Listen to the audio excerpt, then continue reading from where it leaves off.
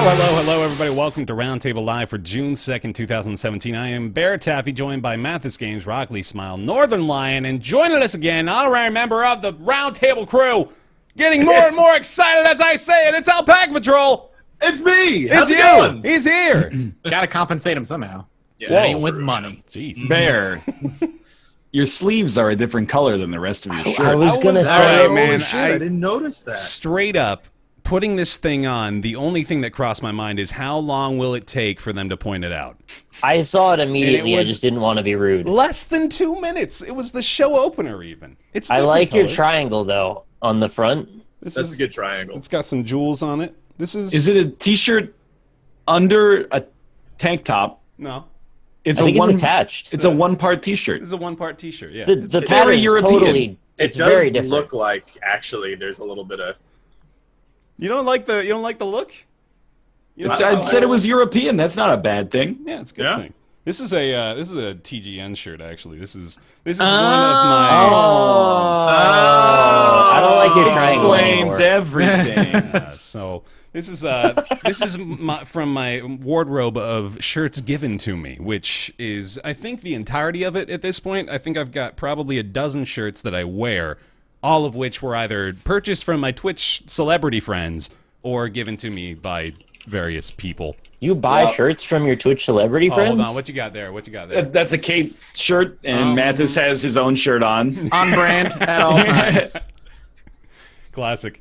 Then, I'm wearing my typical outfit. Your prison jumper. Everything black at all times. You've got. I like to call your look the anti-Andrew WK, Rob, because you've got like a similar rocker vibe going, but you're the antithesis of him from the neck down. Does he not wear all black all the time? He wears all white all the time.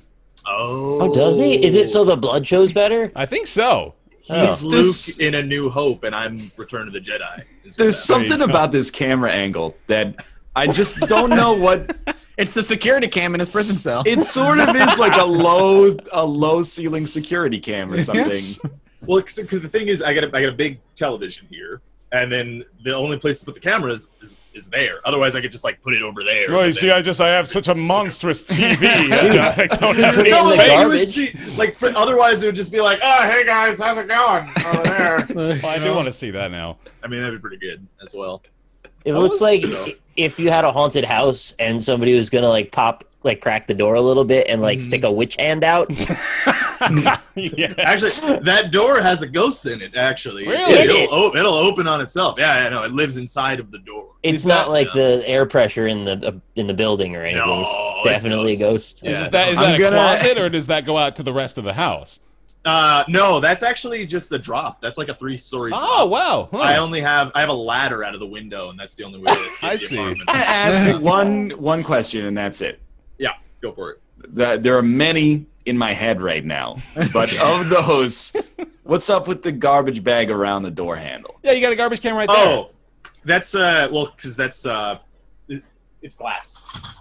Oh. So that's when that's filled. Then we're always so worried about Rob being eco-friendly. Little do we know. I gotta tell you. I mean, they'll kick me out of the apartment if I don't take the glass down in the basement. Okay. So, you know. All we gotta do to get you to buy plates is to threaten eviction. Pretty much, yeah. Like that's all it is. So it's much better there than everywhere, so you fall over it, right? So I remember the days of crippling depression. That's our cue to transition to something else. Alcoholism. I didn't expect this start today. Hey, everybody. We're doing the show. We got a docket. We are going to talk about some stuff. We got Steam Direct introducing some new details. Actually announced the self-publishing fee, so we'll go into conversation about that. Nintendo Switch's online service details revealed as well. The price point there, along with some changes to the service that are for the better for the most part. The Dark Souls video game. Sorry, not. Yeah, there you go. There's a what is that? The Dark Souls story. Video game. They made a video game. Wow, that was my favorite movie. Dark Souls video game. The board game is now available. Is it? So they've got a physical version and like the one within Tabletop Sim, right? And then Tabletop Sim one. Yep. Okay, cool. So yeah, we'll be talking about that primarily the Tabletop Sim version. Then Friday the 13th, out of beta into full release. 1.0 version. Now here we'll be talking about that. Tekken 7 has made its way to the PC, and apparently done so in a pretty good way, surprisingly. So You're looking at me like I'm gonna do the segment now. well, no. It's good. You're going to do the segment later, and by you're going to How do the do segment, you I mean know you're he's going to do the looking segment. at you, though? That's a is good what question. Yeah. Oh, he turned his head as if it was to the box that I'm in, so I thought that meant he was looking at You me. know what? You guys should start doing that. Like, is it set up the right way? Like, if I look Start over talking. here, am I talking to Bear? Hey, Bear, No, how's it going? truthfully, No, like the Bear's worst, above you. the worst part of this is every time I look at you guys, I look as though I'm looking off at something completely unrelated. Like, if I had made it so I'm looking over here, it would make way more sense. It would be so much more You gotta synergistic. see what you do is first you force yourself into the bottom panel of the screen, and then you go, "Hey, Robert, hey, Nick, hey." That's the way they became the Brady Bunch. Actually, wait. Can we do the thing where like my hands go out of frame and then you guys put the hands? Here, I can into just- frame. Right here. It's going to be different for all of us, though, so I don't know who to take up each hand. Yeah. I think. Who am I touching? I think I'm touching Nick right now. Looks like you're So, touching like- Nick. Yeah, something like that. Mhm. Yeah. Oh, hey, how's it going? Yeah. Hey, there you are. Robin is long arm. This is the show. This is why you have me on. Actually, is the main thing. So. This is for the audio listeners in particular, the ones that don't get any visual. These visual gags. Hey guys. After Tekken 7, we'll be talking a little bit about the BattleTech Beta. We're going to get into Bokida, Heartfelt Reunion, along with Star Trek Bridge Crew. Came out on every single VR platform a couple days ago. And finally, we'll be wrapping up the conversation today with our May Game of the Month. Continuing segments, trying to make the end of year recap a little simpler, really, is what that's all about. But also nice to keep tabs on what we're May playing was here. a good month It was. because Flint Hook did not come out in May. You Glad really to hate say that it. game, huh? I don't hate it. I hate that I could have loved it. Yeah, Carry you hate that what vendetta. it became after the first 5 hours. Exactly correct. Let's start off though with a little bit of Steam info. Steam Direct, which we have talked about very recently on the show. Actually, is the new initiative Steam has taken on to phase out Greenlight and replace it with something a little bit more effective. We now know the fee that will be associated with self-publishing via Steam Direct. It's going to be set to $100 per game. Now, comparing this to Greenlight, which I believe was just a $100 flat fee. Someone correct me if I'm wrong on that. I think the biggest factor to consider, first of all, is whether or not this is going to be enough of a deterrent to the folks that are, looking to just abuse Valve's various systems that are in place right now to make a quick buck off the things like the trading card exploits and things like that. And this seems like it's not exactly really about that anymore, as far as I can tell. Like, I don't think they're really worried about that. In fact, I think they're beginning to move past that and instead focus on just making the storefront better, because it seems as though the issue isn't really as prevalent as like the fearmongers would have you believe. But I think it's a good price all the same, wouldn't you say? $100 per game seems about right. Depends what you're going for, I think, but like I'm not against it. Like, it won't stop bad games from being submitted, but I think it might do a good job of curtailing what we were completely unaware of existing, which is just releasing literally like a prototype that you can buy on the asset store and then using the trading cards to make a little bit of money. So, I mean, by making that less profitable and by having some kind of manual application process that at least ensures that that's not what's happening, that's like, I mean, if that's what they're going for, I think $100 is fine, because it also is low enough that it shouldn't keep out any developers who are actually trying to sell a product. Yeah. Hopefully. But I mean, like, you can't publish like anywhere except Itch.io for under $100. Like, what else are you gonna? Where are you gonna go if if $100 is too steep? I think it's a good thing, but yeah, no, you got those kind of things. But obviously, Steam is the platform you want to be on. But I mean, the only one that I could think of probably is what was that? It was like a blocky zombie game, like Unturned. Unturned, yeah. Unturned was that's actually one. really good. Yeah, well, so that was made by like a 15-year-old kid, and Surprising. you know he made it in Unity, and this is the only example. This is an exception, you know, obviously not the rule, but he probably wouldn't have been able to release that on Steam if it weren't for if it were cost him $100, you know. If I had to guess, I don't know. Are you allowed to publish games when you're not 18? He did. Are you like so. it's work, right? Like, are you Parental allowed to consent make form. money as a minor that way? It's an interesting question. Yeah, I actually just do not know. Yeah. straight up. I know No idea. you can fill out. When I was 14, I got a job, but I had to fill out like working papers from the state. I don't know if that It was works. Like, Well, as far as actual just labor laws are concerned, I think there's even a certain parameter for people 16 and under too, not just 18 and under. Unless you work on a farm. Also, Unity has a specific license. You said that was a Unity game, right? I think so. Yeah. You can't sell it unless you buy the commercial license, and that's like a ton of money. so It maybe his is like mom- $100. Maybe his mom helped him out. It's $100. The Unity professional licenses? Yeah, you pay a little extra up front, I believe, if your company makes over like $100,000 a year. Oh yeah, it's based on the income. That's right. But we talked about this before, and I was incorrect. You don't pay a percentage to Unity if you're over 100,000. You just pay like more for the engine. A flat fee. Yeah, I believe so, at least. Appreciate that insight, Unity certified developer. Thank you. Really like having you on Yeah, the show. amazingly, when you pay $250 to take the Unity certified exam, they don't ask you how much it costs to buy Unity. No? They just Well, what if we you already got pirated it. it to learn on? Exactly. They already got us. They don't ask you the minimum age to publish a game on Steam either. I No, guess? they don't ask that, believe it or weird. not. When you show up to take the exam, they should send you like a token to your phone to prove that you have a real license. You do have to sign in on their website, which requires having a Unity account, I think. I don't know. Okay. So they kind of do. Look, I mean, you're only robbing yourself. Rob's robbing himself Exactly. right now. I wish, like, after the test and you passed, you walk into a room and there was 6 developers all making a different Unity survival game, and they'd recruit you. I mean, you see, but that would be a job, is the thing, which is pretty Right. sweet. Why don't True. you make a Unity survival game simulator where you make Unity survival games? That's just. It's called Steam. Oh, Yeah, there right. we go. Fair enough. Full Yeah. circle. look. Here it is. The thing is, Steam Direct, something. I don't know. I feel like it's a positive change. I feel like Steam has gotten to the point where they can't.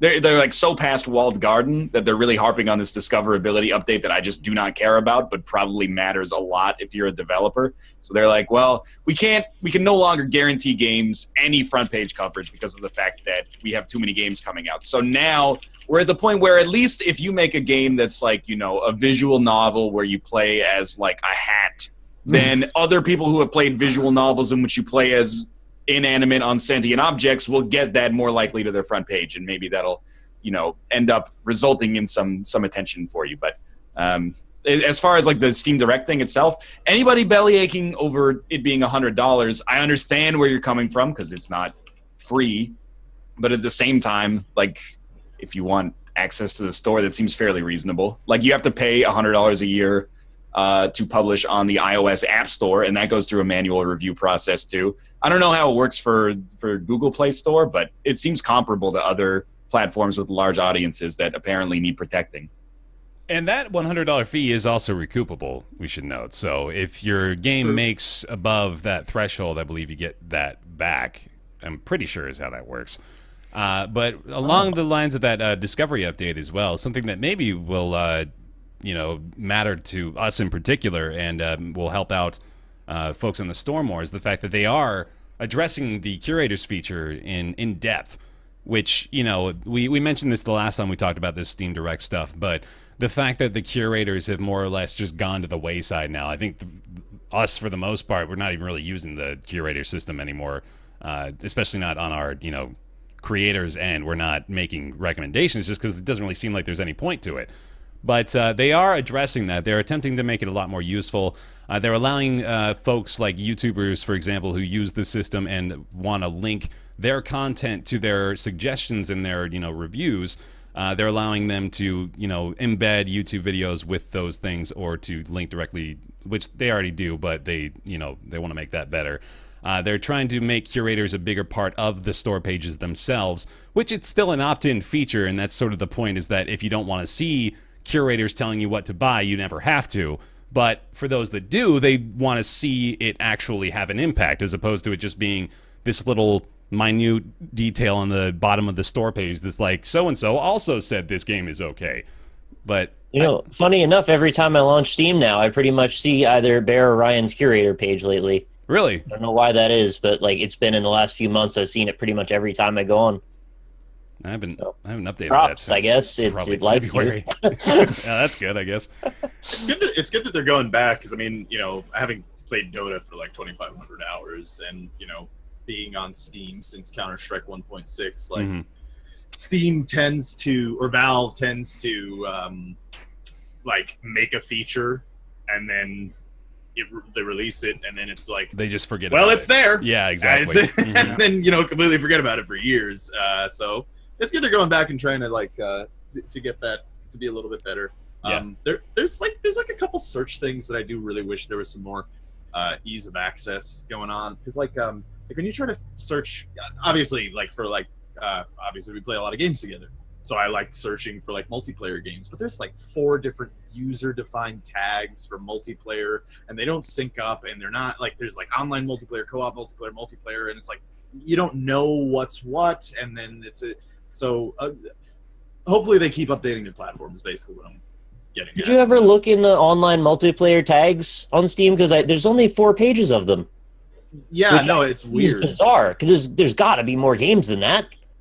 There's also, like, if you look in some of those tags, I was looking at it the other day. When you're looking in some of those tags, I got like a visual novel in there as a multiplayer game. It's like, is this like a Nintendo thing? It's like, yeah, it's multiplayer because you get to watch your friend play Zelda and experience it together. It's multiplayer. So like, I don't know. So is that if that's like? I'm wondering if that's a case of the user-defined tag failure, or if that's a case of like developers putting extra tags on their game so that they show up in more search criteria. So it's like, yeah, I mean, this is multiplayer. Sure, let's throw that in that mix. Why not? I don't think the developers tag it though, right? It's based on like user submission. Right, we have that, but sarcastic shit in there. I think there's two tagging systems. I always assumed that there was user-defined and a back. The only reason I know there's 2 is because the Project Zomboid devs had to go up against a couple of devs that were using Project Zomboid in their dev tags to have their game show up more often, and they had to be like, you can't do that. That's like putting PewDiePie exactly, in man. Right. Yeah. YouTube videos. Don't do that. Don't do that. Not that the tags matter anymore for YouTube, though, but that's a whole nother conversation. Still don't do that. Yeah. It's not like YouTube matters anymore.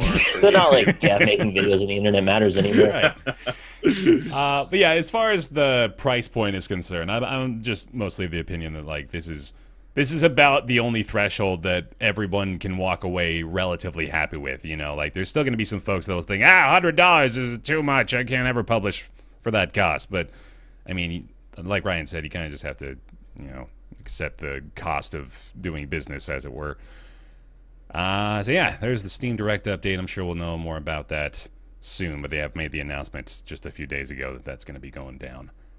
All right, on to Nintendo Switch. We get some more details about their online service coming out. The big one, first of all, is the price point, of course. Is going to be offered for $20 a year, and will launch at some point in 2018. You can also get a 1-month sub for $4 and a 3-month subscription for $8. So definitely on the lower end. $20 a year or $4 a month? I feel like that math doesn't add up very well. It doesn't at all. No, that's it's hell of a deal like for 1 year subscriptions then, basically. Yeah, it's like 1.4 or 1.2 something per month in the $20 a year. So yeah. So why do the month at all, I guess is what I'm saying. But anyway, sorry, go ahead. I mean, so the price point right out of the gate is, that's impressive. But of course, you got to ask yourself, okay, so what are they including with this? So naturally, online play is a given. The voice chat and online lobby features themselves, though, which normally you would assume is also a given, is a little convoluted. So it's not 100% concrete yet.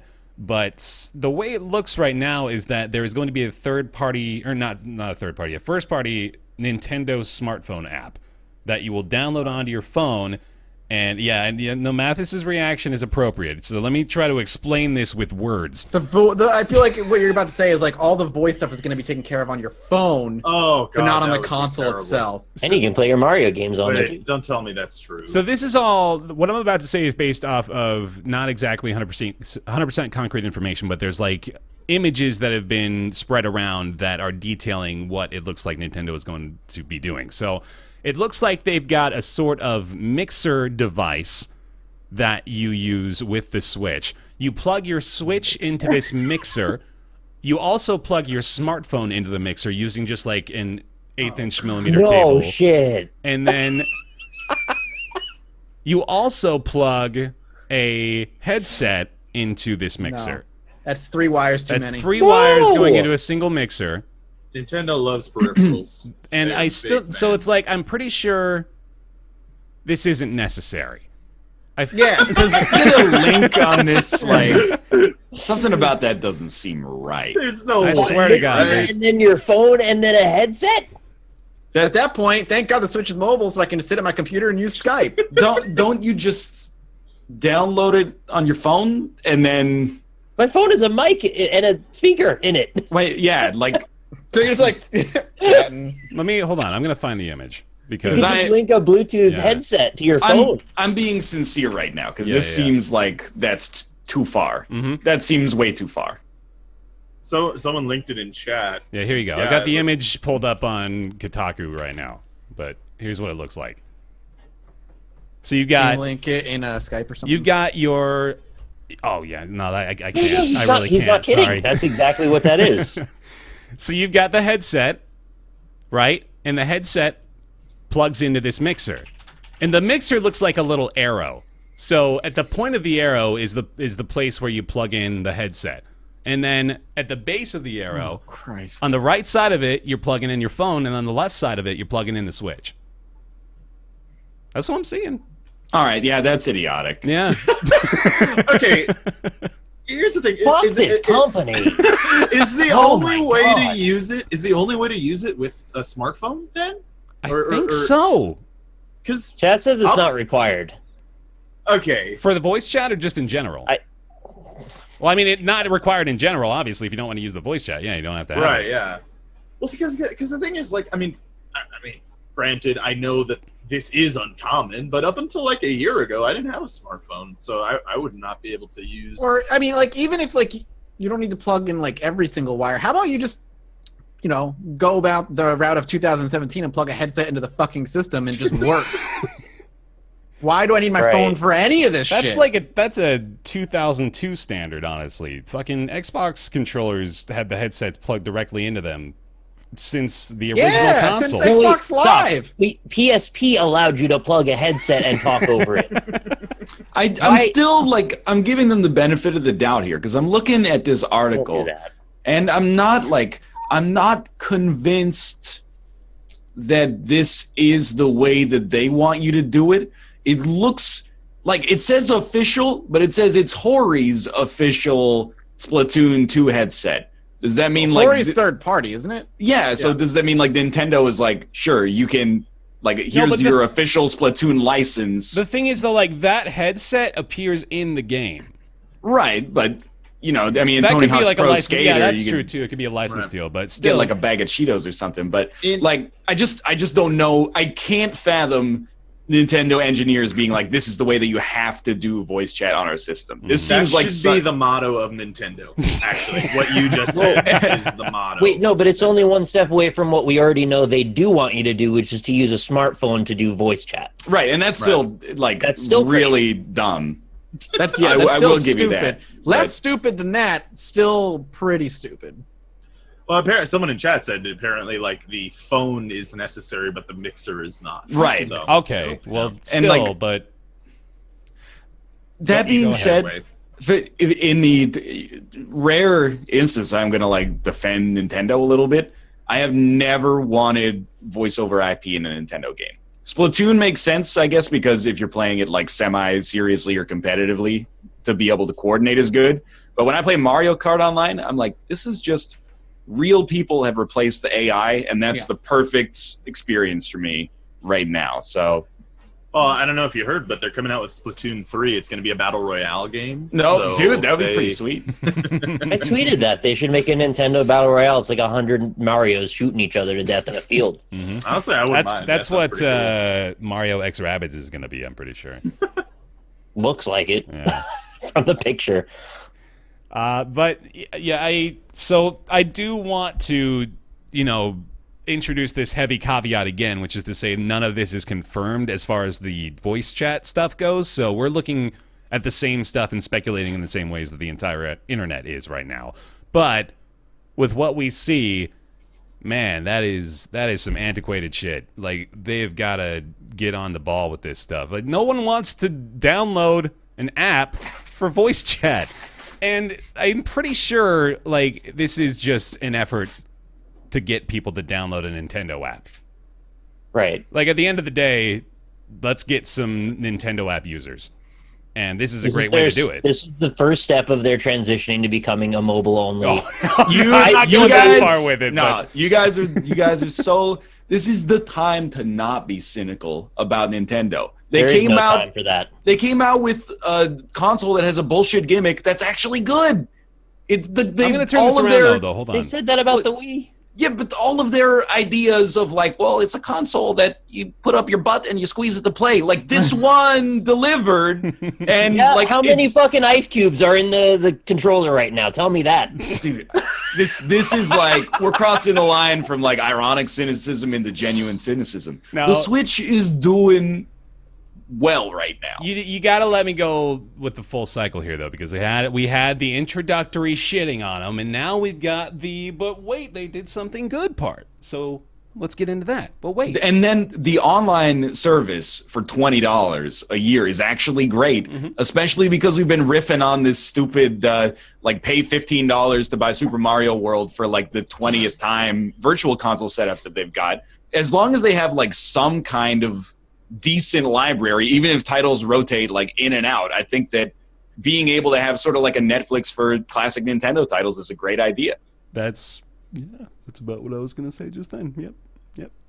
Those are the words I was going to use, is that they changed what they were going to do, like, remember back when we were initially discussing this, they also had pitched the idea that they were going to give the subscribers one Nintendo classic title per month that would then be rescinded at the end of the month. And they flip-flopped on that for the better. They're now, like you said, turning it into like a Netflix of classic Nintendo titles, which is great.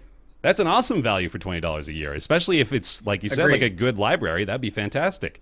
I hear they're going to be releasing 3 new games onto that service every month, I think, is I think the rumor. I don't know if it's confirmed or not. Some of which will have included online play, which is even better. That sounds fucking fantastic. Sweet. I'm super glad to hear that because, Rob, you're muted. I'm super glad to hear that because that was one of the worst parts of the original plan that they had, was like the whole you get in a game and we're taking it away at the end of the month. They only changed because of the outrage. They wanted to get away with it. You can't get mad at them for that. Seriously, I'm mad at them for coming up with that idea in the first place. but at least like they heard us and listened to the consumers, which is what companies should do. They listened to us, which is new for Nintendo as well. Like that's also a good thing. Yeah.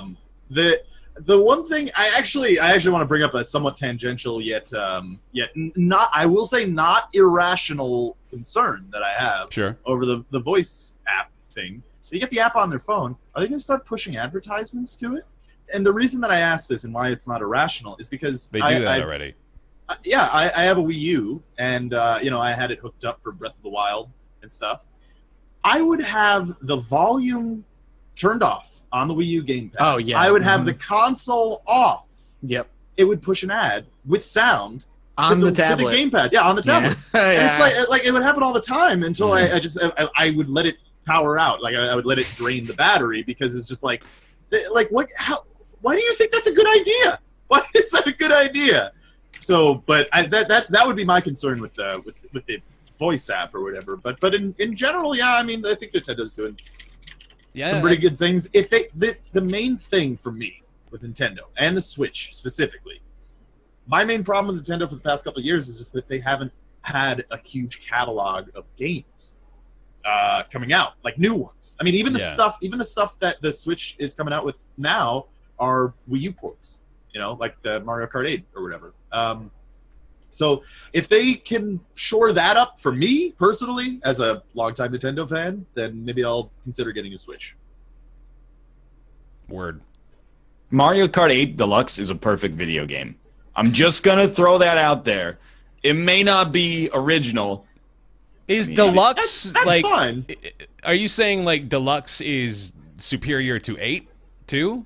I mean, it's been like 4 years since I played Wii U's version of Mario Kart 8, so I'm not going to stand behind that necessarily, but I will say that I could play Mario Kart 8 Deluxe probably like an hour a day every day until I died. Yeah.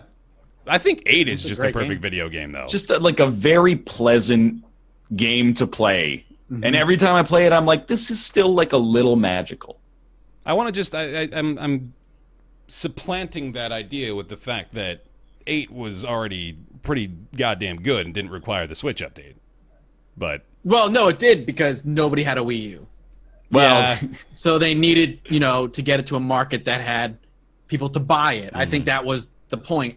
It's like, well, we know the Switch is hugely successful, is outsold, whatever consoles they've had in the past in its first whatever months. Let's get a game. Let's re-release this game again, and people will buy it. I have a question, actually. Do we? A couple of us have Switches here, right? Yep. Is the friends list logical in any way? I don't use it at all. All right. See, because the Wii U and the DS both have probably the worst friend system that I've ever seen. Well, I mean, the friend code system is just I still don't understand why you would adhere to that idea this late in the game, but yeah, it is what it is. You could have 100 friends on it, and you could have the same account across your Wii U and the DS. Friend codes don't transfer. They don't. You have to add them in manually. Except it does go from Wii U to DS, but not the other way around because reasons. I don't know why. Why are there limits on friends lists at all?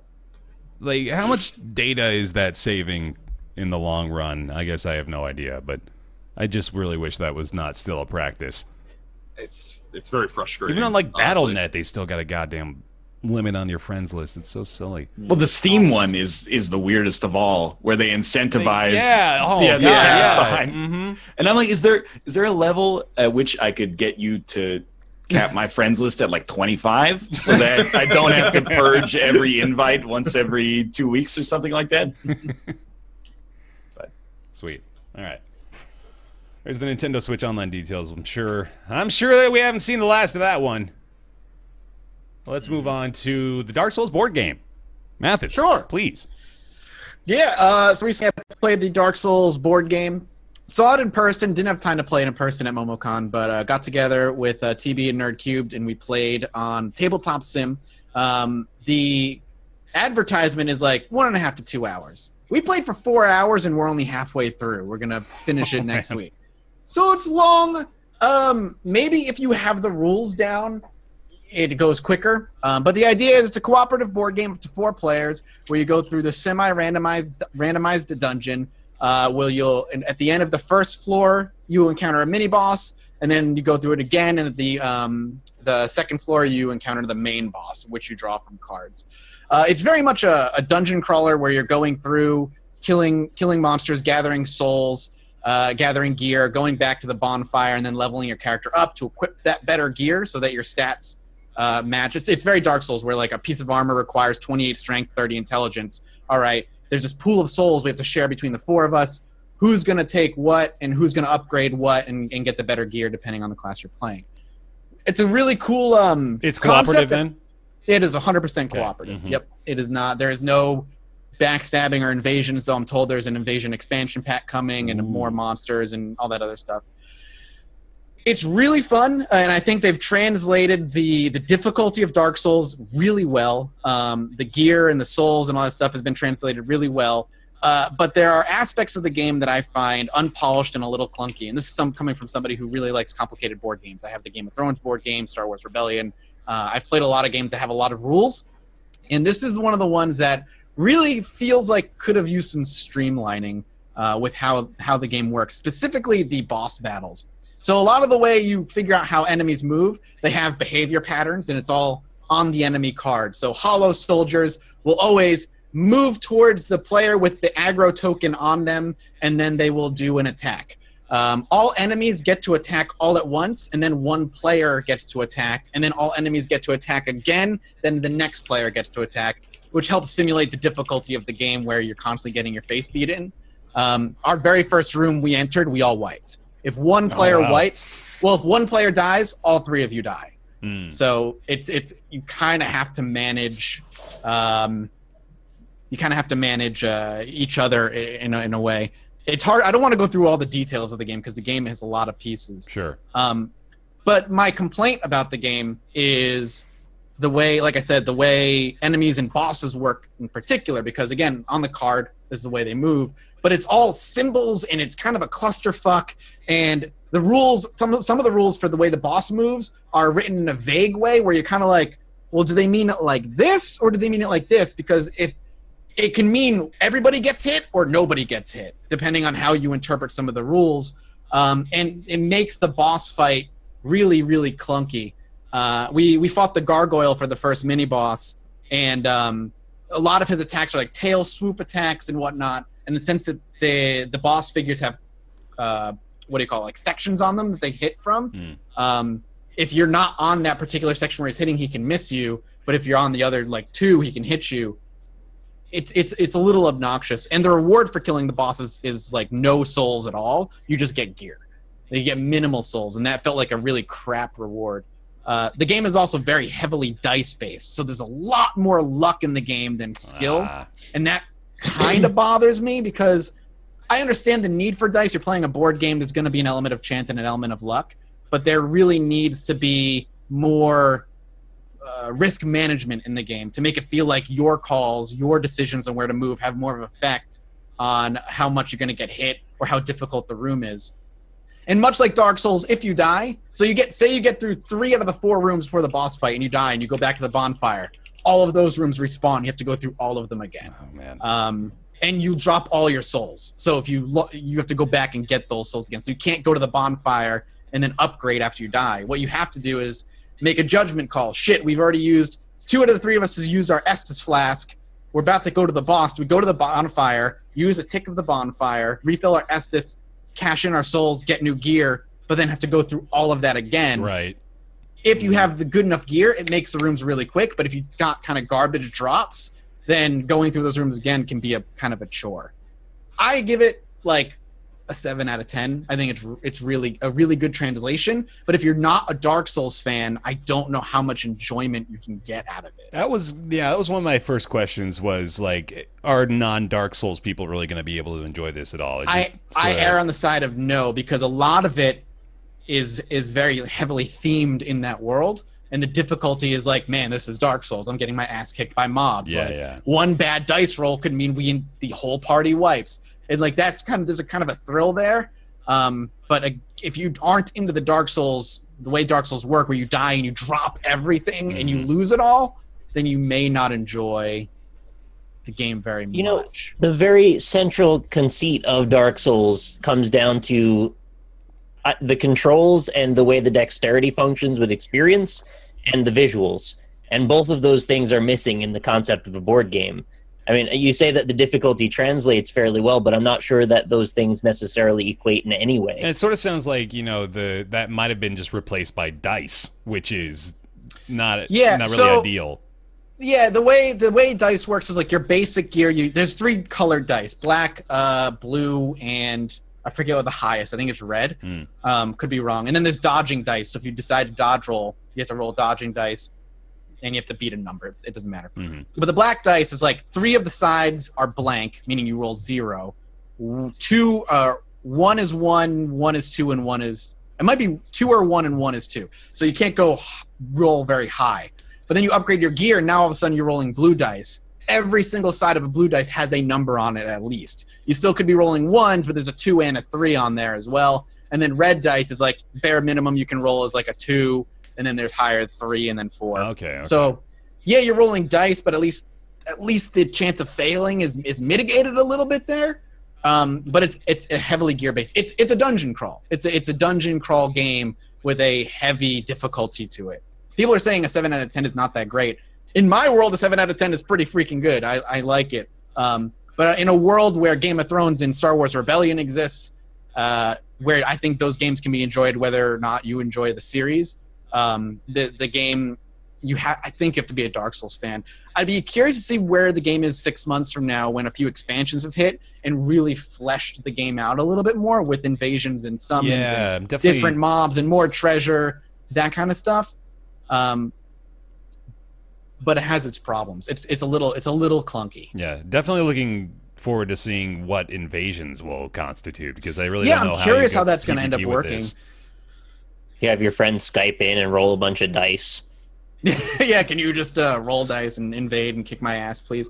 I would assume that what'll end up happening is there'll be like NPC invasions, like in the game, where NPCs can show up, but they can be wearing like player gear, and they kind of become their own boss fight. Oh yeah, that could work. Yeah, but yeah, I think it's good. I think if you enjoy Dark Souls and you enjoy board games, you'll enjoy the game. But if you're not a Dark Souls fan, it can feel slow and kind of overly, like, frustratingly difficult if you don't understand like the purpose of the game. And I could feel a little grindy having to go through the same rooms over and over if you die a lot, or you decide to go back and cash in your souls and use the bonfire. People were asking, can you grind forever in the game and just like grind souls and get better gear and just keep going? No, because the bonfire has like specific amount of uses per floor, meaning 3. You can buy more uses, but it costs souls, and you don't necessarily want to do that. Got it. Sweet. I still think I want to try it out. I think I'd probably even prefer the physical version. This is a really minute thing, but do you think you would have enjoyed it more if it were the physical version? From what I know and looked at the physical version, setup for the physical version would take like fucking 45 minutes. Oh, boy. There's so many pieces to the game. There's so many different decks and so many different cubes and dice. And so maybe it's actually better suited for tabletop sim, though. The tabletop sim one is just an instant. The mod or whatever comes instantly set up. Yeah. So you don't have to think about any of the setup or teardown of the game. Well, has anybody played VR version of tabletop yet? I feel like I would get sick. The game doesn't run at a smooth 60 alone without it. So I would love the idea of not having to fuck around with the clicking and moving, dragging stuff, and be able to actually just like pick up. That would be really satisfying. Pretty cool, yeah. Should try that out. Yeah, I'm curious how that works too. But yeah, there we go. We should play more tabletop simulator. Yeah, let's all be buddies in VR. It's just not the same. It isn't the same. Yeah. I know it's come a long way, but I don't like playing like middling board games in tabletop simulator, because it's like, oh, we're gonna play like Monopoly, but then it's just harder to move the train to Baltic Avenue. Like, I just find it kind of tedious most of the time. Although I appreciate it for the engine that it is. Like, that's what I was hoping the VR version would make that stuff more accurate. Once that game can run in 75 frames smoothly without VR attached, I'll give it a try. Otherwise, it sounds like a vomit-inducing experience for me. Sweet. There's too many moving parts. Well, speaking of vomit-inducing experiences, Friday the 13th, the game has come out of beta. That you can infer that a number of ways, but currently available. Came out May 26th. We have played the beta version, of course, the lot of us, but now Mathas and Rob have both had some extensive experience with the full release. Rob, why don't you tell me about it thus far for you? So, outside of a couple hiccups in the first, 2 days of the game coming out with multiplayer kind of being buggy, now it just pretty much works. So, that aspect of it is more by the wayside. That's good. Yeah. As far as, if you played the beta, you've mostly played this game. They've added a couple of other things, like Jason now has 2 more abilities. He can pick knives out of walls and throw them at people. He can put down bear traps now, which is also cool because if you're chasing somebody in a house, you can do stuff like that. There's 2 more maps. There's I think a couple more counselors than in the beta. But yeah, like I said, it's mostly the same as it was in the beta. And honestly, I have a good time playing it. I do really actually enjoy it, even just queuing against people. If you don't know, it's an asymmetrical horror multiplayer game. Yeah, you get to say it, and it's real this time. So, no, it's an asymmetrical horror multiplayer game, and Jason is, compared to a game like Dead by Daylight, which I think is what most people think of when they think of that, Jason is like way more powerful than those killers, which to me in Dead by Daylight, those killers just feel kind of just anemic. You know, they're like, they feel like they should be on crutches or something the whole time they're trying to chase people down, whereas Jason is very, very powerful. I have hypothesized that the reason for this, and so a lot of people when they see me playing it, they're like, oh, Jason's OP, Jason's so overpowered, like it's stupid to play it.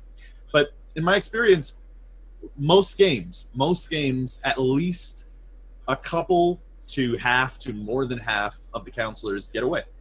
And I think it's this. I think the design. Here's my hypothesis. I think the design is similar to Battlefront, the EA Star Wars game, where when you're playing as Jason, they want you to feel powerful. They want you to get a couple of kills at least if you're playing them, as compared to Dead by Daylight, where it's not even particularly likely that you'll even get one kill if you're not particularly good. Even a bad Jason can probably get at least one or two counselors. Which I actually think is a good thing, for the most part, because I don't really care about dying as a counselor. The one thing that I will say about my major problems with the game it actually doesn't even come from design, it's the community.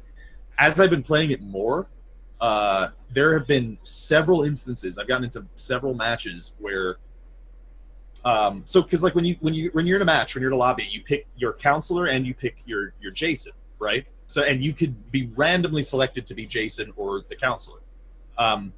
Several times I'll run into people who just work with Jason and just walk their counselor around to the other counselors, and then Jason just won't kill him, and it's just like, what's that, like, why? Like, just have fun in a video game. Why do you want to win so really bad at Friday the 13th? It's just the fucking... But so anyway, so that's one major gripe that I have in mind. It's a little bit buggy as well, you know, similar to the beta, but they're not game breaking for the most part, and they're funny. They're kind of Skyrim-y kind of bugs. So yeah, they're very Skyrim-y bugs. I had a bug where Jason was trying to kill somebody in a cabin, and the person got glitched to the roof of the cabin, and then he just stood on the roof for 5 minutes until the timer went out. And he's like, "You can't kill me up here. There's nothing you can do." It was a really bizarre glitch. That's funny. That's game breaking. I mean, you can't finish that match because of that. No, there's a timer. You have 20 minutes, and then if you don't kill, is what I mean. Yeah, well, yeah. I mean, there's not much you can do. If the counselor can jump off the roof if he wants, but he wants to win, so he stayed up. Why didn't those kids in the Friday the 13th movies ever just get on a roof? I know, right? Yeah, Jason can't get up there. Can't get up there. I think I echo almost everything that you've said.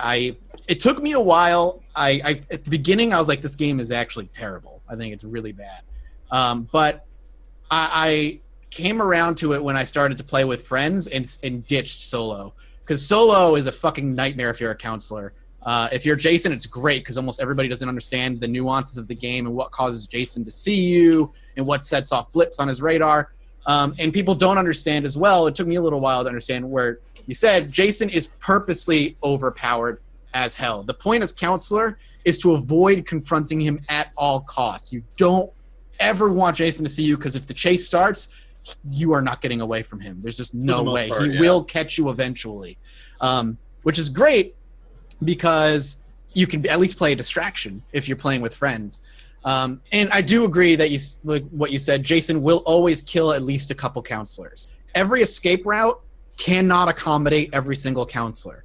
Like, the biggest car can carry 4 people at most. And there was a point where I was playing with some friends where there were 5 of us, and we had the 4-seater car up and running, and we had to drop somebody. And we were like, all right, man, here's what we've got for you as, like, leftover stuff. We hope you get out, but we're not taking you. Goodbye. And we'd leave him and left him whatever we could. And I like that a lot. I think Jason being overpowered as hell is done on purpose. The problem I have with the developers is they don't make that clear. like in the marketing and anything. They leave out so much important information on how to play the game that when you play it, especially as a counselor, you're like, I don't understand why he keeps finding me. How does he keep finding me? What am I supposed to do? One of the things they don't tell you is that there's a fucking jog button. Use it. God, don't sprint. Yes. If you're sprinting, there will always be a little pip in his vision, and he'd be like, there's somebody over there. If you jog, it's a lot less likely, and if you play a counselor who's a lot stealthier, it's almost impossible for him to see you while you're jogging, and a lot less likely to see you while you're even sprinting. Crouch, hide. Like, he can't see you if you're not making a ton of noise. And that not being explained, and I get into a pub, and there's a metric F-ton of people just sprinting everywhere, looking and running and, like, jumping through windows. I'm like, he's going to be here any minute because he can goddamn see you guys making a ton of noise. But once that clicks, once you understand the nuances of staying quiet and hiding and not running unless absolutely necessary, as Jason, it's much harder to find the counselors, and your tactics change drastically. And as a counselor, it becomes a lot more tense because all of a sudden, like, oh shit, the music's playing, he's nearby, stay hidden, wait for him to go. Okay, he's breaking on the door, but does he know I'm in here? If I hide and hold my breath, okay, he's leaving. Like, that aspect, which is what the game was marketed as, starts to take shape. And it's really nice. And as a Jason who played in a lot of pubs and just murdered every counselor, once I started playing with friends, you have to start thinking like 3 steps ahead. All right, I'm going to teleport myself to the car, set a couple bear traps on the car, leave the car, go to where the cop phone is on the map, set up a couple traps on the cop phone. Oh shit, they triggered a trap. I'm going to head back there now. And the strategy starts to take shape. And that's great. But it really, like, the game does not spell that out for you. So first few games, you're like, this game is stupid. I don't understand why he keeps finding me. And that, I think that needs some more fleshing out. I will say too, yeah, like to Mathis's point, strategy and skill actually does factor into the game, which I feel has been less so in a lot of those asymmetrical multiplayer horror games, like, you know, Damned and Dead by Daylight. Like, playing as Jason against shitty counselors, I'll kill them all. But playing against, like, people who play the game well, I've had a much harder time. I've had games where I've only killed, like, you know, three of them or 1 or 2, and that actually is a measure of skill, which I know it isn't something to be, like, super excited about a video game, like, oh, if you're skilled you do better, but, like, in this a particular scenario, I think that is an important factor. And I will say there are some really awesome moments that happen in like crazy escapes. Like, there was one that happened the other day where me and Jess were trying to escape like, basically, people tried to get out in a car, and then it seemed like they got stopped by Jason because the car was gone. So I was like, let's go after the car. Let's go for that. And he's chasing after us on the road. I've got a flare gun. She's got a shotgun because she's Tommy Jangus, and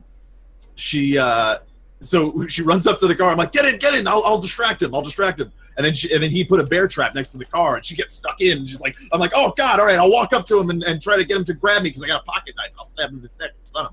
And then he decides not to go for the stun, or not for the grab, and he starts slashing me. And then I look behind me, and she pulls out the shotgun and blasts him, and we get in the car, and it's like trying to start up. We're like, oh my God, go. And Jason's like slowly getting up in the background, and we like barely escaped. And it's just like, that's a cool moment. It's like something out of the movie, and that's fun, you know? So this, like, I'm thinking about it now. Obviously, we're comparing it to Dead by Daylight pretty significantly. But Dead by Daylight, it just sort of has kind of an inherent silliness to it, you know, where, especially because of the state that the game is perpetually in, you know, like, you got to sort of take it with a grain of salt. But with this, if you let yourself, it sounds like it can become a much more intense and riveting experience.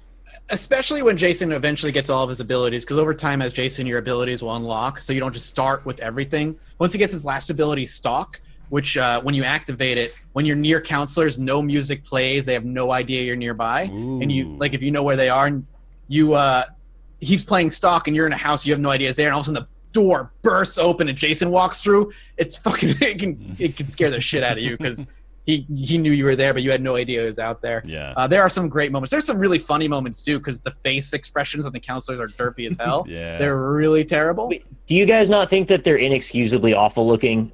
because I can't pretty handle how bad. They're they- really, really bad. Yeah, They're pretty bad, but it makes me laugh because it doesn't It's break hilarious, the game. though. Yeah. That's what like my impressions, at least of the beta, were like this is like a bad game that's really fun. Yeah. Like It's the better than experience. beta, but it's still similar. If you were gonna go like by that metric, like it's farther away from like something like Goat Simulator on that same kind of scale and closer to Dead by Daylight. Wait, is it intentional? Because I can't tell. I thought it just was that way because they didn't fix it.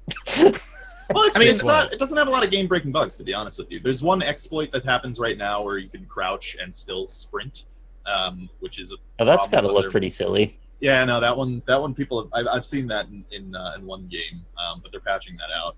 But for the most part, the bugs are just like the hair goes crazy or And the people in-game- fly. The in-game VoIP system is fantastic. Like Yeah, that's it how the is, game should yeah. be played. Do not play on Discord. Like if we ever play together, don't use Discord, don't use Skype. Just play with the in-game VoIP because it's area effect of how your voice can be where it can be heard. If you get walkie-talkies and you can talk across the map, and Jason can hear you talk if he's nearby. So that gives a little bit of like, do I want to talk now? Do I think he's nearby and stuff? But there's some really fun moments that can be had. Like there was somebody I was Jason and somebody was trying to get away on the second floor of a building and I caught him and I just threw him out a window. And there was somebody down there. You just heard them go like scream because like his body just comes flying out of a window and hits the ground. That's That stuff's really fun. It's way better than Dead by Daylight, but I agree with Ryan where it's like it's not a great game, but with friends, it's fucking awesome. Mm-hmm. Yeah, it's fun. It's a fun time. Cool. Sounds good. Friday the 13th is out now, currently $40. Let's go over to Nick to talk about Tekken 7. I'm excited to hear about this, actually. I might even pick this up myself, yeah. Are you a Tekken fan, Bear? I played a lot of Tekken Tag Tournament back in the day, but that's the last one I actually owned. Is Tekken 7 the one that was at E3 last year? Yeah. The one that was out front and there was like a lot of people taking pictures? It's kind of confusing with the release of Tekken 7 because apparently it's been out in Japan for a long time and this is like revision 2. I don't really follow it close enough to know the specifics, but it's the first release of it in North America anyway. Anybody else here play Tekken a lot, or am I the only one other than Bear? Yeah, I mean, I wouldn't even say I played it a lot. I'm okay at it. I'm okay at it. I'm familiar with it. Yeah. It's important because it's a game that's actually stayed very close to its roots despite having this many iterations. I mean, aside from even the numbered ones, there's also Tag, like you said, and then the Street Fighter Cross Tekken and Tekken Cross Street Fighter. And, these characters have all intermingled and had their own sort of style going. But Tekken 7 is really solid. I am very impressed with how good they made this port. I've been following the series since the beginning. I haven't played all of the side ones like I just mentioned, but they've got all of the general feeling of Tekken with sort of a nicer level of polish. All the features you could really want in a port, and it came out functional on day one, which for a fighting game, that's like a big accomplishment, apparently. Like, they just can't nail it, man. I don't know why. It's not even like any particular developer or publisher. It's just every fighting game that comes out, for whatever reason, they cannot launch They all have all this properly. promise, and then they just like trip over something at the last second and just fall apart. But this one did, apparently. Yeah, it actually just works. Yeah, good. It runs really well. It's very smooth. I think it's rather pretty. I mean, it's not going to blow your socks off, but it is Unreal 4 engine. So, I mean, you kind of get the idea. They generally look pretty nice. Yeah. Nice and smooth. The netcode seemed fine. I saw people actually saying in the reviews that the netcode is so good that they were able to play internationally, and it felt totally good. Like, it just felt normal, which is fairly rare as well. It's got all the modes you could really ask for right out of the package. It's got this thing called treasure mode with it's got a customizable character thing now where there's basically like, I don't know, it's probably like 250 items that you can unlock by playing treasure mode. And they'll either unlock for an individual character or across all characters. And you can go in and make custom slots, change the colors on all the items, make them look ridiculous. You can make like a Dan Giesling holding a fish with a pizza on his back if you want. Sold. Yeah, like that's an option. I mean, I couldn't make it look exactly like Dan. It doesn't let you like tweak their faces, but you can at least change their hair and their color and their clothes and their accessories and all that. And they've definitely gone in the realm of it being very absurd. They relish the idea of the game just being silly, stupid fun. And although they take the game very seriously in terms of the story, they kind of don't everywhere else. And I enjoy that about it. Tekken is just a silly game. And it's got a solid fighting system to it. It's got a really good feeling of impact. everything about the controls feels just like you remember it. In fact, a lot of the old moves are still in the game, just sort of bolstered by a few new systems around it. They have this rage system now where it kind of functions a little bit like BlazBlue, actually, or Street Fighter is probably the more accessible example, where when you're kind of down a bit, you'll get this red aura around you, and then you can hit right bumper, and it'll give you this one, like an auto combo, that if you hit the first attack, you have like super armor for a minute, and they might be able to break your armor enough that it'll stop your attack, but usually it'll just start you taking off a quarter of their health. So that's like a nice way to come back from a losing position. The matches are very short as well, which is, I guess it's sort of a Tekken thing. Usually you can finish somebody off in 10 or 15 seconds, which means you'll be often in a position of doing many, many, many rounds just for fun. Like with the treasure mode, it works really nicely. You get ranks, you get unlockables, and you just move on to different arenas, different people, and just keep playing. It sort of starts to go on like a meditation. You're playing Tekken, your hands just take over, your mind can kind of stop, and you just enjoy it. Great soundtrack as well. In fact, there's almost nothing about it that I really didn't like at all. Wow. That's awesome. If I was to be really nitpicky, I wish there were more unlockable items, but there's going to be more later, more downloadable stuff as well. It's got almost every character that I've wanted in it, except it's missing, from what I can tell, Gon and Mokujin. There's probably going to be... Isn't that the tree one? The wooden man, yeah. That takes on everybody else's abilities. They pay homage to him. I mean, they show a picture of him somewhere, but like he's not in the game as far as I know. Unless he's secret. He might be secret. We got Kuma in there, though. Yeah, you've got Akuma, or Kuma and Akuma. Kuma, okay, good. Yeah, thanks. The Street Fighter character Akuma, and also the bear. Correct. And also a panda. Good. There's a second bear. It's like Lady Bear that hangs out with the big bear. You gotta have a lady bear. Yeah, and you can customize him too. You can change his shirts and his outfits and stuff. Give him 3D glasses if you want. Yes. Oh my god. Isn't there a Jaguar Head Man and then Robot Jaguar That's Head King. Man? There's Armor King King. and Armor King. Armor King, yeah. If you wouldn't mind. I don't know if Armor King is in it actually, unless you can dress him up that way. No, if King's in there, Armor King's in there. I don't know. I didn't see him in the character roster. What if he's like a hidden character? They're hidden characters? I don't know. I haven't actually played through arcade mode yet, so I assume there's probably ending unlocks. And I started the story mode. It was really, really melodramatic, and I read some reviews actually, kind of complaining that it was not really approaching Tekken in the way that they thought it should have been, and that it's largely you're picking random characters at certain moments in the story, and then fighting a bunch of like random robots for a while. Which, okay, but Tekken 6 kind of did it better. I don't know. I don't play it for the story, so personally, it didn't I really do wonder how many folks are interested in those storylines. Not from a place of cynicism, but like they put a lot of effort into it. Yeah, but like I think about like the Mortal Kombat one, which people were kind of into, right? And was very detailed. And oh, goody, hey, I've got a virus on my computer, sweet. Oh, but all right. Oh god, that's not fun. Get out of here. There's Injustice 2 story mode, right? Like, yeah, I've heard that one's actually fantastic, although I haven't played it still. I watched a bit of the first story mode for Injustice 1. Seemed pretty cool. I actually like fighting game story modes, because like I don't really like playing competitively online. It's just not my jam. I hate the fighting game community. And I'm a super casual fighting game guy too, so like don't get me wrong, it's not like I'm gonna get into this, get really competitive, and then worry about like the minutia of it. I mostly play it in broad strokes. So if you're a really big Tekken fan, there might be some more granular criticisms that you have that I'm not gonna pick up on. For me, as a sort of a casual player though, it seems really solid. And performance-wise, it's definitely really solid. People with very low specs can actually run this game, which is great, because this is the first Tekken that's ever been on PC. So to be able to say that you can run this on a variety of computers is just really nice. It's also got online lobbies, ranking mode, like I said, that treasure mode, which also has rankings associated with it, a shitload of unlocks in terms of like nameplates and titles, the usual stuff you see in like Street Fighter. They even let you customize your life bar, which is kind of something I've never seen done before. You can unlock new life bars and titles. That other people can see it clothing. too? That's the thing. I couldn't tell if it's that you unlock them both life bars on your end locally, or they can see yours and then you can see theirs. Yeah. It seemed like it was locally, but I'm not sure yet. I've only got about 4 hours into it, so I'm going to learn more as I play. Yeah.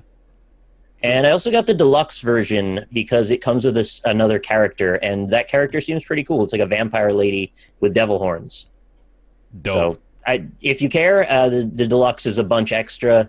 It doesn't seem like a ton of other stuff other than a few more items and that character. So they'll probably sell her separately later if you care about that. I think it was about $20 more. So I don't know if the value is there. I did get it at a discount, though. There's places you can find if you look around, seem to be able to get $15 off on it most of the time. So do or don't, that's up to you. But the value seems to be there for the normal price version of it, at least. Awesome. Any other questions about it? No, I might actually get it, believe it or not. The soundtrack's really good as well. You did, yeah. You mentioned that, yeah. Oh, did I? Okay, I thought I didn't. Yeah, I remember good times with Tekken, man. So I might be persuaded here. Although I'm sure I'll be quickly reminded of how terrible I am at video games when I. That's okay. I went and played a few online, and lost them all, so that's fine. Me too. Sweet. I might get it myself too. Yeah, I like fighting games casually. I have a fun time with them. You know. Hey, that would be fantastic. I'd love to play fighting games with you guys. I didn't think any of you cared at all about that, so props. I'm so bad at them. That's the only thing, man. Like I really can't beat Street Fighter on very easy. I actually can't do it. Like it's a shame, a mark of shame I wear to this day. I think Tekken's a little more accessible than Street Fighter, personally. I mean, maybe the high level players will totally disagree with me, but I feel like there's plenty of depth, but I think the depth is a little harder to come by. So if you pick a character you really like, you just kind of match for a while, you get a hang of how to move around. Right. And then eventually some of the subtlety will be teased out, but you don't have to try that hard. When I lived in Korea, I had a friend who shamelessly spent like all of his free days at the arcade playing Tekken 6, and just watching him get styled on by 12-year-old Asian boys was like, because like hearing you say that like Tekken is not as punishing, I just think back to like he gets low kicked and then just juggled for like 14 consecutive hits while his HP gets chipped away to like 2%. You're right. I mean, just the low-level play, the kind of casual stuff that I'm more into is probably a little more accessible. Because I guess that's kind of a thing in every fighting game now. If you're decent enough, you can combo somebody through their entire health bar. Well, Tekken in particular, I think, has had that issue for a while, though, especially at the competitive level, where it's like you're playing two top-tier players against one another. The issue is who gets juggled first, and then that player loses. Marvel vs. Capcom's the same way. Yeah. And in BlazBlue, you can start a match, and the first to get a hit, you expect that person to win, unless they drop the combo, which they rarely seem to. So, I don't know. I hate that level of play. That is not fun to me. I'd rather just have fun, hang out, and mash and like that is like it's all skill because they're inputting the correct sequence to perform the combo. But oh god, yeah, I agree with you in that. That is not entertaining or enjoyable for me. But to each their own. I'm not looking down on them either. That's the prerogative. They want to be competitive. I'm just not that competitive. Is all. This is why I'm a fan of non-traditional fighters like Super Smash Brothers. Yeah, we need like Brawlhalla's pretty good. Might even be very good, but there needs to be like a Super Smash Brothers quality game on PC. Because it really is something where like even if you're bad, at least you sort of know the language where like you possess the mechanical skill to knock somebody off of the map. Whereas in Street Fighter or in Tekken, there's literally no chance for me to win at my present level unless they can't defeat Cheese, which they probably are going to be able to. The other part of it, too, is the communities tend to be so vindictive and, like, egotistical, which really bugs me. It's like, not only did you beat me, but you got to show off your big dick about it, too. Like, great. Who cares? It's a video game. Calm down. Yeah, no, that's why I like those games. That is For Honor in the same way, honestly. Where it's just, like, easy to learn, hard to master. Whereas, like, most traditional fighting games are, like, hard to learn, much harder to master. Yeah, right, like super hard to master. It actually took me like probably like an hour and a half to 2 hours to beat the tutorial to Skullgirls, because by the end of that tutorial they're like, all right, so we're gonna like give you a medium punch and then you have to break it with a parry and then punish with like your longest combo, and that'll build your meter and do a super to finish it off. And I was just sitting there like, and then you're like, I just can't. Well, I couldn't do it for so long. I mean, you know, a lot of that terminology and the way they structure those things, it sort of builds on other iterations of fighting games. They sort of expect you to have this inbuilt knowledge from playing like years of Street Fighter or something. It's like learning Spanish, you know, like where it's you have to in a way, yeah. You got to learn your left jab, and then you got to learn your right kick, and then you got to learn how to left jab, right kick, right punch, left kick. You know, you got to do all the convoluted It's like playing shit. a paradox game. You play one, you understand how to play the rest of them. It helps. I mean, I've got hundreds of hours in the Blaze Blue series, and I still can't finish most of the tutorials for my main character. They're just above me. I just don't think I'll ever be able to, and that's okay. They do have that mode, though, the stylish mode that I know, Ryan, you like that in Persona 4 Arena, where it technically just kind of does stuff for you. Like an auto combo? Yeah, most of those games by that same developer have that mode now, so you can actually play Blaze Blue if you really wanted to. Now it becomes like I'm forced into a corner and I gotta be like, if they make like a non-anime Blaze Blue, then the odds of me playing it... You can just not play it, it's fine. The odds of me playing that go up a little bit, but...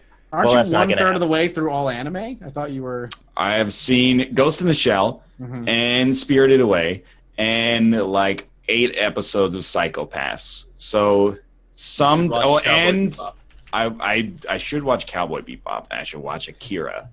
I have not seen Cowboy Bebop either, so... Oh, it's so good. Please I know, I watch hear it's One incredible. Punch Man. I did watch Miss There we go. Kobayashi's Never Dragon heard of it. Maid, though. Please. The more you do this, the less he's going to watch. Don't you know? It's like, Yeah, like Cowboy Bebop, though, I'm not an anime fan either. It's just a good show. It's not even like good for an anime. It's just good. You know what? Here's a genuine Tekken 7 question. Yeah. Because I really liked this about Injustice, and that got me to play like 15 to 20 hours of Injustice, whereas, you know, normally when I play a fighting game, I just beat the story mode, go online, lose 20 times in a row, and never touch it again. Yeah. Does it have open lobby style with like a spectator mode built in? I don't know. All right. No, I tried to do that last night and nobody else had the game, so I made a lobby and nobody came, and then I just played ranked. So That makes sense. Because like with Injustice, you could set up a lobby and then you configure like the parameters and rules, so like winner stays, and then basically everybody just gets popped into a queue, and then you just go through and play each other over and over, and you can watch the game happening as well. it has rooms. The only thing I don't know is if you fight matches simultaneously or if it's 1-by-1. So probably you can do that, one permutation of it anyway. Word. I'll find out soon enough. Cool. Mm-hmm. I like that in Chivalry. Yeah. The dual mode. Mm-hmm. Mm-hmm. Oh, and Guilty Gear XRD version 2 just came out, so I'll be playing that as well. So I'll talk about that maybe next week. Nice. Sweet. As an aside, and I'll own up that like a month ago, I said we all know ARMS is going to be garbage, right? But then like the ARMS open beta or whatever they were ARMS doing. wide open. Why didn't they do that? Missed opportunity. Damn it. I forget what they actually call it, but apparently Test like, punch. Test punch. That's not everybody who did that, who, at least that I saw, was like, this is actually really good. So maybe that's an opportunity for me to be like, hey, get in on like the ground floor of From of a, what I of a understand, fighting game. ARMS is to fighters what Splatoon is to shooters, basically. That's good. That's actually, that sounds like... Are you going to do this thing where now I get into Tekken and you're all going to start playing ARMS? That's actually what you're saying, though, is like, are you going to do this thing where like I learn how to manipulate like nuclear isotopes and you guys are going to, you know, That's Take a fourth grade start science turning class. the light switches on and off? Like, yeah. I always thought it looked pretty good since the announcement. I thought that was like one of the rare, things. ARMS? Where like, oh, yeah, ARMS, yeah. All it looked I pretty thought cool. when I saw ARMS, all I thought was the Wii Sports boxing game, and how every game inevitably devolved into people just like punching as fast as they can directly. Yeah, exactly. Well, people say, from the people who've played ARMS that I've talked to, they said the way to play is with the controller, not the motion.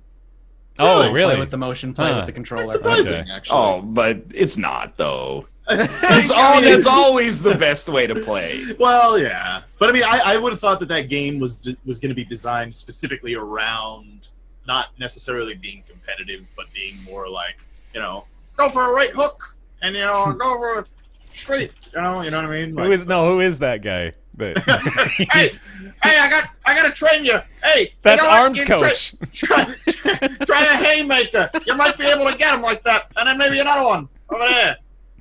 He's not very committed to being a coach. He seems like he's not all the way. He's really uncertain I'm a great about coach. I've been coaching for 20 years. It's great, is it? Oh, it's a Rick and Morty character is what it is. Yeah, like it's kind of, yeah.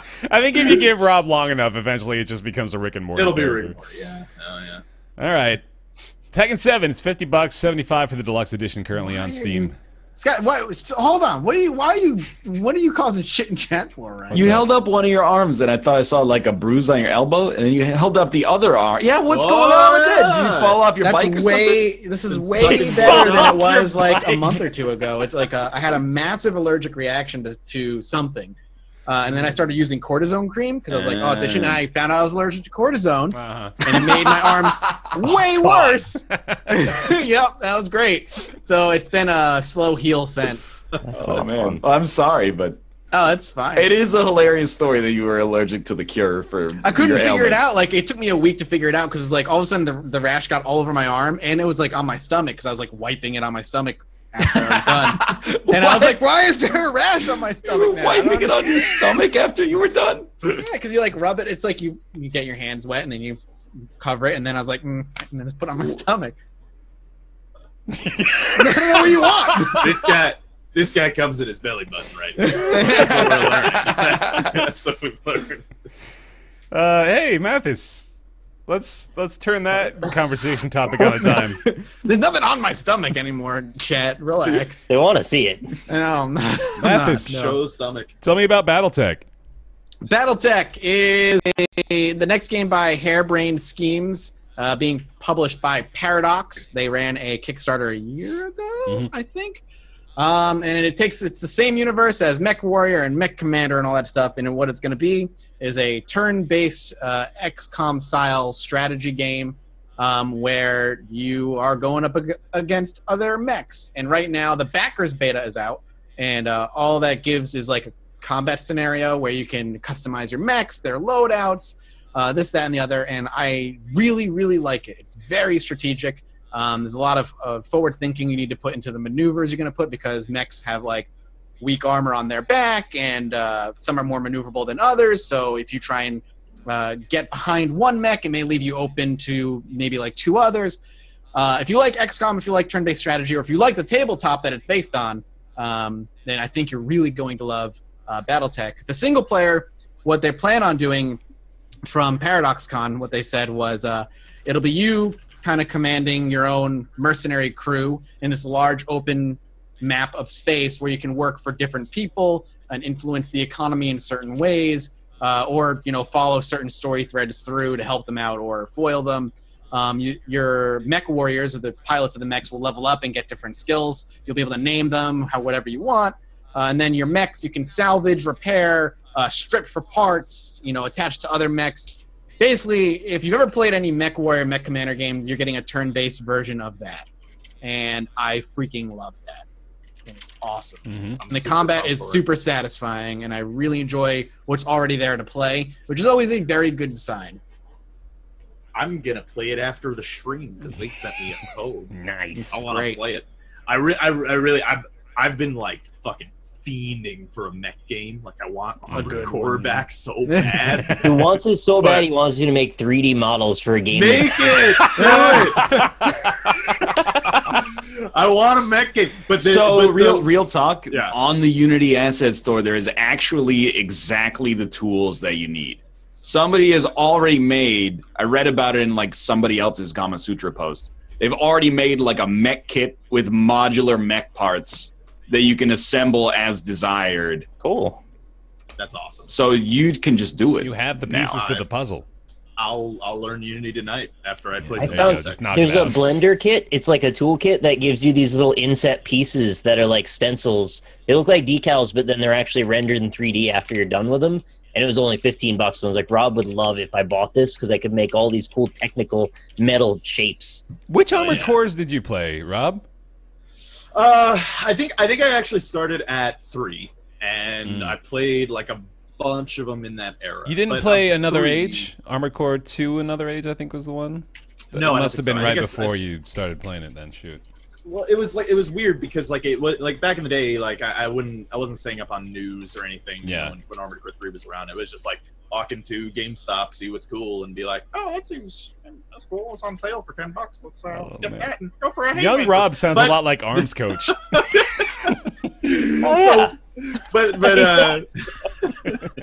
I played a couple of those. I didn't play any of the next gen, which is now the previous gen Armored Cores.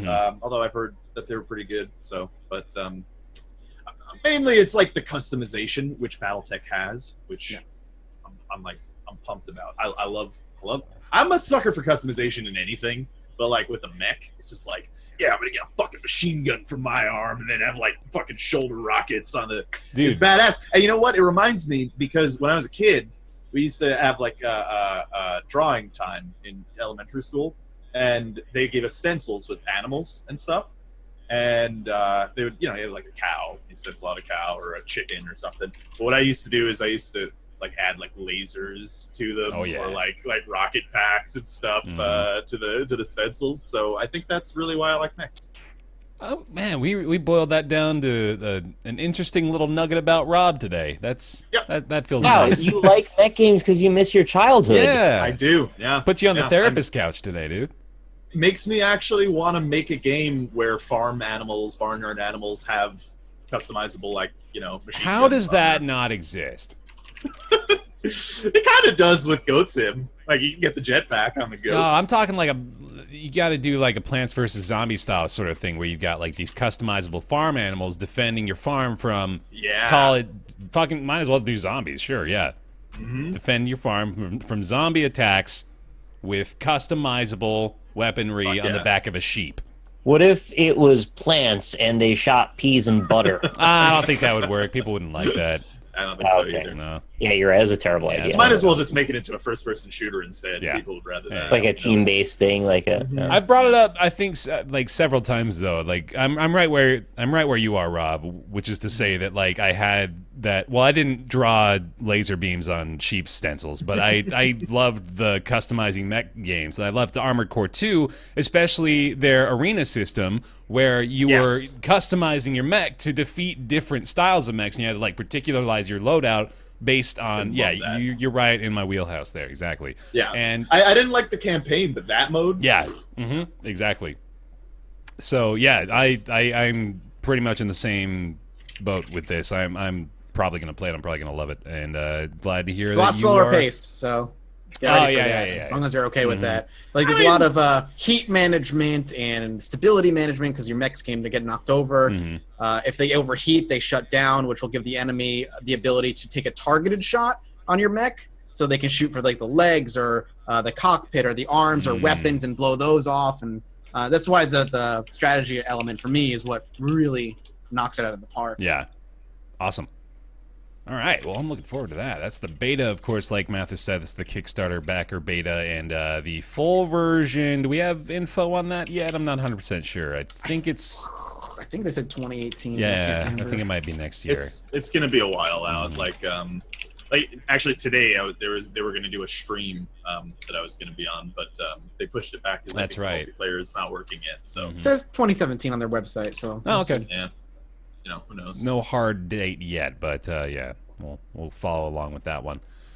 And let's go to... All right, I gotta be honest with you, man. This one came out of nowhere for me, but Nick, please tell me about Bokida Heartfelt Reunion. I'm sorry it came out of nowhere. I wish it didn't, though, because this game has actually been in development for 4 years. Really? And I've actually streamed it a bunch of times and done videos on it, and nobody's heard of it. Oh, fuck. Now I feel a lot worse. Please tell me. I wish it didn't come out of nowhere. So Bokida is a very odd game. It is developed by and published by Rice Cooker Republic. The idea and this has sort of morphed over the years since it started as an early thing and sort of turned into a full game. But the idea at first was that it's a very minimalist sandbox physics game where you can create shapes and then cut them up into little bits and use them for various things to explore this big, stark, white world. And what it turned into now is a very sort of therapeutic puzzle physics platformer. You still have that big open sandbox world, and you still have the cutting things apart, But now there's a story in it, and it's got a really nice minimalist soundtrack too. It's got a Metroidvania element as well, where you're unlocking powers as you go. Like I think the third one is like you can invert gravity. Oh. So half of the game is uncovering the story, the other half is solving puzzles, and in that is a bit of exploration where you have to kind of tease out all the cracks in the landscape to find little orbs and try and find each puzzle to get to the monoliths that you then use to, I guess, eventually finish the game. I played about 4 hours of it, and it's really a nice permutation or iteration of what it was years ago, only now it feels like a fleshed out, finished game. It's a very difficult one to describe why you should want to play it without actually just playing around in it. But once you mess around with putting a bunch of blocks down and then slicing them up into little pieces, you kind of get it. It's like, oh, this is just fun. It's half fun and half contemplative. And depending on your mood, it can be either relaxing or engaging, right? So, like I said, I don't really know how to sell the game as much as probably it deserves to be sold, which is maybe why it's getting a little bit slept on. But I would say you should at least give it a try or watch a video or something, get the idea of it. Yeah. Because nobody's talking about this game, and it should be talked about, in my opinion. Would I say it's similar to Anti-Chamber? Yeah. Oh, that was the one. I was trying to remember the name of the game. Actually, yeah, in some ways, not nearly as surreal. The game feels a little bit more grounded in, like, I said grounded in, so there you go. In some sort of, I want to say like religious mythology, but I don't know where the story goes enough to say yet. It seems like you're coming up with the story between these either two entities, whether they be lovers or planets or natures, gods, I don't know, but two things that are attracted to each other and can't be together until you solve these puzzles. And the puzzles largely seem to be made up of building blocks and cutting them in certain ways. Or one of them is you have to grow trees in a certain direction. So very abstract stuff, but not nearly as playfully surreal as Anti-Chamber. But I do see the relation between the two and the fact that they're both very sparsely visual. They both have a very sort of cel-shaded, flat color kind of aesthetic to them. Yeah, definitely. Is it... I'm trying to figure out, like, is it an open world, sort of? Yeah. Yeah, okay. It is totally open, yeah. And when you start out, actually, if you've seen some of those screenshots of Manifold Garden, it's got that sort of Escher-like infinite worlds going in every direction thing to it. Yeah. So it's got this metaphysical vibe to it that I can't quite put my finger on, but that seems to be the thing about it in every direction. Can't quite put my finger on what it is. It's amorphous in that way. Sure. This actually looks like something I would love, not just enjoy. Like this looks awesome. So, it's very peaceful. It's very calm. Well, cool. Well, there we go. I've got something to check out probably. Bokida Heartfelt Reunion. Anything else you want to mention on it? I think you're sort of having to be cryptic in your recommendation here. Well, I have to be cryptic because there's nothing so straightforward about it that I can say other than what I said already. Right. I did just for fun, and to give you the idea of the playful side, you can build blocks way up into the sky and then just like build a city up there if you want out of more blocks. Oh, cool. And then cut the base of it and all of it will fall down to the ground and explode. Nice. So if you want to play around with stuff, there's plenty of options. You've got a big, nice tool set of physics tools to play with. Just go in there and mess around. That sounds interesting. Similar to what Ryan and I attempted in Astroneer, trying to build our little moon base in the sky. Didn't go so hot. Is the expansion going to be called Banana? Bokida Banana? Yes. All right, good to know. I don't get it. Glad you got that in there. Bokida Banana. It's like a Chiquita banana. But do you call them Chiquita bananas? It's like a commercial. It used to be a jingle. They say it a bunch of times, which is probably why it's in his head like that. What about the one that's like, give me your plate, mama, give me your plate, mama? You know that one? No. I don't actually know. What are you talking about? Canadian only one, I guess, yeah, I would have known it if it was American. See, I thought that's what you were talking about there. No. Chiquita banana. Chiquita. It is Chiquita, actually. I don't know what you're saying Chiquita for. Quay? Quay? Can I get some queso dip? How is Trace the Centaur squatting up to Dar? Geezy. Can we get like a Rosetta Stone for Dan? Yeah, like the Dan language. Yeah. It shows pictures and then like has you associate them with words. Oh man. I want that. I want the app where, you know, like Duolingo has this little bird that'll pop in every now and then, like, hey, you're doing great. It's just Dan's face, like, I'm watching you. Or you could take pictures of like the Skype things he writes, and then it'll sort of translate them, but like make it a quiz. Yeah. So you've got to figure it out. This is a good idea, straight up. That's $100 idea right there. Right there. $100 recoupable translator cost. simulator. Would the They're doing language a- be known as Geezelese?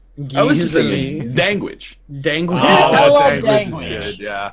Speaking of Dan, CBS is running a poll. Who's the most memorable Big Brother? Oh, player of all really? time? Where is Yeah. that? They're on round 2 right now. memorable. CBS. CBS.com? Yeah, the ultimate Big Brother tournament. He's the only one that leaves voicemails on my phone, so I'm not going to forget him. Who is? Oh, Mike Boogie or Dan? All right. Come No on. choice. Come on, here. No choice. Dan's up Mike- 71-29 right now. Hell yeah. Dan masterminded Boogie's exit on that show, season 14. So come on now. I got a new Dan voicemail if you guys want me to play it. I don't know if that's like... Is it good though? It's fine. I don't know, is this a roundtable thing or should I save this for Monday? Dude, by all I means. mean, yeah, I'm not gonna stop you. I'm Fair. still looking for this vote. I can't find it. Oh, I've linked it in the chat. Okay, there. there we go. Exclusive Dan G voicemail coming up. I'm ready. Nice. Nick, what's up? It's me. So I'm sitting here driving, listening to Kanye West. I got inspired by your recent shotgun 3D model and the GIMP GNU system you've been using. Anyways, enough about that. What I was thinking was that you could actually model Goldman in your whatever hacker program you use to model mesh stuff up. Anyways, you model Goldman, but you replaced yourself with the model Goldman, much like some of those characters on Twitch where it's like a 3D sprite talking. Anyway, so you do that, and instead of texturing it with pixels, you texture with real 24-karat gold. Ooh. Think about it.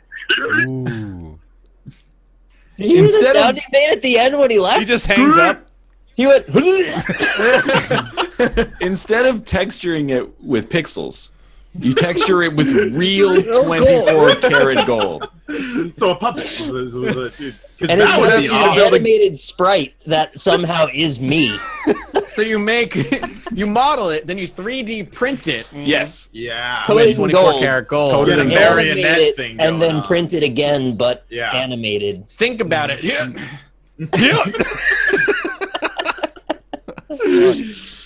How's that? Dan is just how's high that on poll? fatherhood. How's that poll going? It's 'Cause he looking was good. at 71-29. Oh, 72-28. Fuck Let's yeah. go. Hell yeah. When you do the notes at the end of the show, can you label this the Dan Giesling portion of the roundtable? The problem is Dan's gonna make it to the finals, but he's gonna go up against Will's, and it's gonna be it's gonna be hard. Well, that's to beat when we're Dr. needed. Will. Does That's he where still we're get- needed. Does he get $50,000 for this poll? Yeah, what happens if you win the poll? I think he gets sent back into the Big Brother house. He can never escape. Like, they just show up at his house and like, we're here to kidnap you, Dan. Could we get the vote to win him the 50,000, then he'll split it with us, maybe? Sure. That sounds pretty. Well, that's probably like illegal, right? Oh. What you just said. Oh. That's Well, probably you wrong. ruined it. Let's just start a tontine. What's a tontine? That's one of those pools where everybody puts in money and the last person alive gets all of it. Oh, isn't that? Wait, that's not. What is that? It's called a Do we have to? tontine? Do we have to called a cut? tontine. Do we have to cut it open and sleep inside it if it gets too cold? That's a tauntaun. Yeah. Right. It's a yeah, Deadpool. Shit. Yeah. That's how he got his name. A Little known tontine fact. is indeed illegal as well. Well, yeah.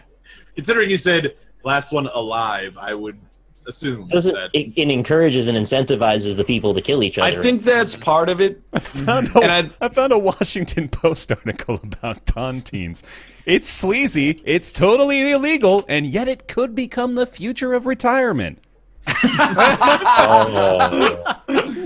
That's when Social Security dies, everybody just puts, it'll be like Battlegrounds. 100 people put $10,000 each into a pool, and the last person alive gets $1 million. You get dropped in an island in Russia somewhere.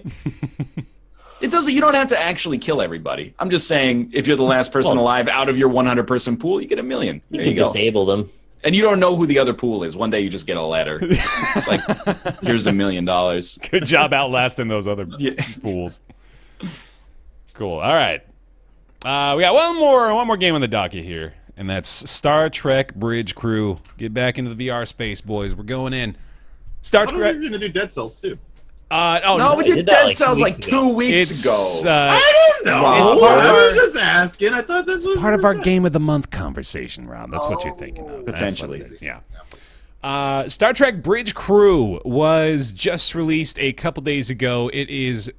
I'm pretty sure it's VR exclusive. I think it is VR 100% exclusive. VR exclusive right now. So there's no just desktop version of this.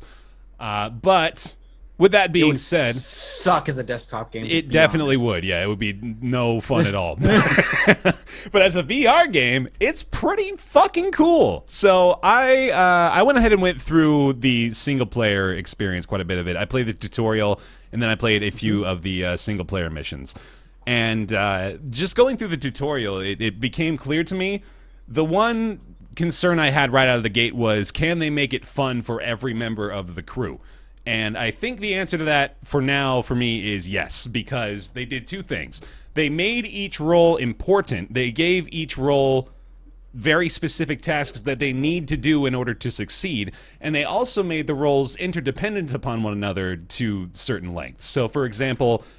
when you are the helmsman, you are in control of... Yeah, there Geordie you go. LaForge time, actually. Let's do this is, way more appropriate here than it ever has been in this segment. Yeah. So when you're the helmsman, you can control the, like the pitch and the yaw of the ship, and you're actually accelerating and decelerating. But to do that more effectively, of course, you have to have your engineer over here diverting the power to those systems. So you've got, like, not very complicated, but, they've got some intricacies to them that you need to learn, the different positions. It's like the submarine game we played on the NLSS, right?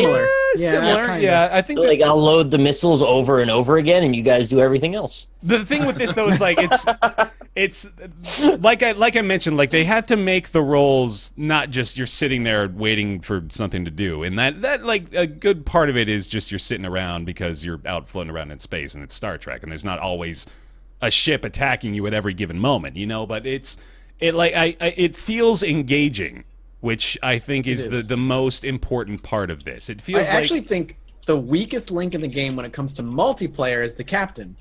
I think unless the group of you are going to take your roles quote unquote seriously, the captain has the least to do because he's going to be looking at objectives and he can like bring up like communications on the screen. But outside of like pinging where they want to go next, the captain kind of is just there to like give orders and direction. If everybody's like, go fuck yourself, I'm doing my own thing, captain kind of doesn't have much to do. He can't really change that either is the thing. No, like he's not really in direct control of any particular system. He's just like, yeah, you're right. He's kind of he is the captain. And I guess that's... Yeah. It's interesting to consider because, like, even I queued up a couple of times for just, like, quick play, just to sort of hop in and see how it would go. And both times I queued up, I got put in the captain role just because I assumed it was because nobody wanted to be the captain because nobody wants to, like, be barking orders at strangers on the internet, which I also didn't really want to, but I figured, fuck it, I might as well. Might as well, yeah. And then, but now you're starting to make me think, oh, it's probably just because the other positions are more fun, and they probably chose them ahead of the captain's spot. A lot more interaction, a lot more to fiddle with. Yeah. But, I tend to agree with that, and the captain is a little lacking there. But going back to, like, what I was talking about with the immersion, with the engagement, like, you can allow yourself to fall into this make-believe role so easily once you start playing this game, and it's so cool the way that happens. Like it feels so natural to just all of a sudden like be speaking as though you're an engineer aboard this ship. Like it's cool to just get into that mindset with a bunch of strangers right away, and there's not really anything weird to it. It's just okay, increasing thruster vector now, Captain. That kind of shit. You know, like it just makes sense, and it's what you're doing literally with your whole body. It's happening. Yep. Give it her only got cotton. There's a lot of little details in the environment that were like incredibly impressive for me. Like when I first booted it up, like on the view screen, it's the view screen is glass, and it was showing like a slight reflection of like the stuff, and I'm like, yeah. Hold on, and you turn around, you're like, oh crap, that's like reflecting like the scenery behind me. That's really cool. Or when you are in the chair and you're turning to talk to people, like your character will like swivel in his chair, and like turn and it really immersive. His neck doesn't just go. The hands, turn, like if you pull your hand up to your face, you can like slowly curl your finger down, and you can ball up your fist, like just little details like that. And like really watching other people play, and like they're looking around at the screen, and their hands are moving around through all the holographic things and pressing buttons. It looks like Star Trek. Yeah, absolutely. Like when you're the engineers just like messing around with stuff, it looks good. I'm so glad they did little things where you don't look like a possessed demon when you turn your head. They just swivel their chair and they look at you and they talk to you. Like that kind of stuff is really, really good. I agree with you. It's really fun. I think there's a lack of depth to the game after the first few hours. But if your multiplayer is really where it's at, and if you can get a bunch of Trekkies together and just like play this for a few hours, you're gonna have a good time. Do you need to care at all about Star Trek for this, or is that sort of ancillary? No. You don't have to. You don't. You can completely play it without giving a crap about Star Trek, and it's still going to be a lot of fun to interact. I think I was telling you guys, like, I really only have exposure to Star Trek by virtue of it being Star Trek. You know, like I can't avoid it if I tried, but I don't really know anything about it apart from that, and I didn't really feel out of place or anything. It's just like, I mean, Star Trek is more of just the brand name than anything. Like, Star Trek sells the game, I think, more than it's part of the actual game itself. My other important question is, and I already know what the answer is going to be, but can you play with both Vive and Oculus together in the same match? Okay, so the game was marketed as fully cross-compatible between PSVR, Oculus, Vive. Whoa! Okay, yeah. It doesn't work. Yeah. It doesn't work right now. I tried to set it up. Two of us had a Vive, one of us had an Oculus, one of us PSVR. And the Vive people could connect to each other, me and the other person, but the other two people couldn't connect. It's a bug. They're working on fixing it. It will be cross-compatible when they fix it. I don't know how. Here's the thing. I don't know how much of it's the game or how much of it's fucking Uplay. That's Uplay. Because it's a Ubisoft game. You're forced to use Uplay. So wait. So if you run on Oculus, that means you've got to have the Oculus thing open and Uplay. Yeah. Yep. Same with the Vive. You got to have Steam VR and Uplay open. How is it to set up seated VR on the Vive? All I did for mine was I took one lighthouse and I just put it on my monitor as like a camera. I just moved my chair out into the area of my boxes. Are they all seated, or is there any standing? Everything is seated. Mm-hmm. Okay, yeah, I'll play this with you guys if you want. I would love to play this with us. Like I think to make some fun content. So. But yeah, that was my issue, my worry, Ryan, too. And it was all you need is one lighthouse plugged in and booted up, and you're good to go.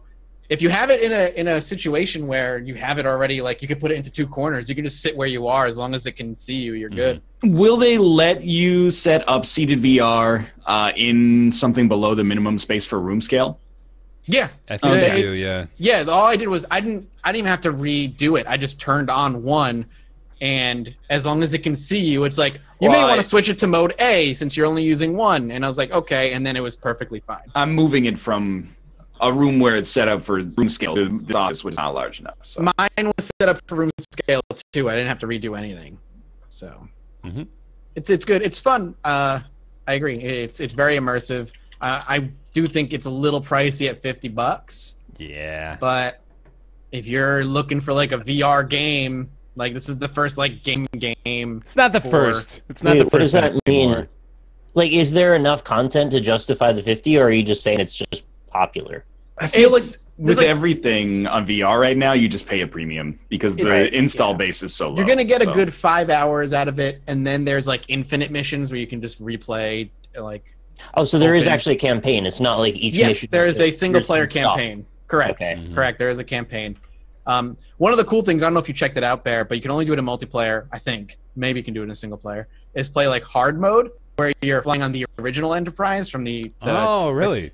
But it's hard mode because nothing is labeled. It's all those glowing buttons from like the old TOS set. Yeah. Okay. So you're like, what the fuck does it do? You can't turn on like a helper. It'll tell you like label everything, what it does. But without it, it's just like big square, like red button, blue button from like the 60s. It's like, that's awesome. I would love to see like a crew like learn that and play it without any tutorial help. Yeah. But as far as the content goes, too, I haven't really gotten very far into this particular part of it, but I know that there for the multiplayer there is sort of a generate content system going on where you can like you queue up with a bunch of people and then you can like set parameters. So like we want to play recovery missions, or we want to play firefights, or we want to do X and Y. You know, so it seems like there's this sort of system in place right now where you can just jump in and then for like an hour or two the game will just keep giving you shit. Yeah, and generating missions. Yeah. Rescue these people or whatever. Yep. And the way that worked in story mode, I really liked it just because it felt so fluid the way they had you move from point to point, and everything felt so natural the way it came up. So if it's anything like that, I have actually pretty high hopes for it, because that was, like I said, like it's really a lot of what they have done contributes so well just to the immersion of being a part of the bridge crew, you know? And like, that is the integral part of this. Can I just lose myself into thinking I am this person in this role? And it does a really great job of that. And that's about all I had to say about it, too. As a Star Trek fan, as a Star Trek nerd, yeah. I only watched it being played because obviously my Vive doesn't work. Woo! Yay! But as a Star Trek nerd, it does seem really, really cool, because it does that thing that I always want out of those space games where everybody has just one role. However, I do hope that if they continue it or make another series, I know they're adding more missions and stuff, right?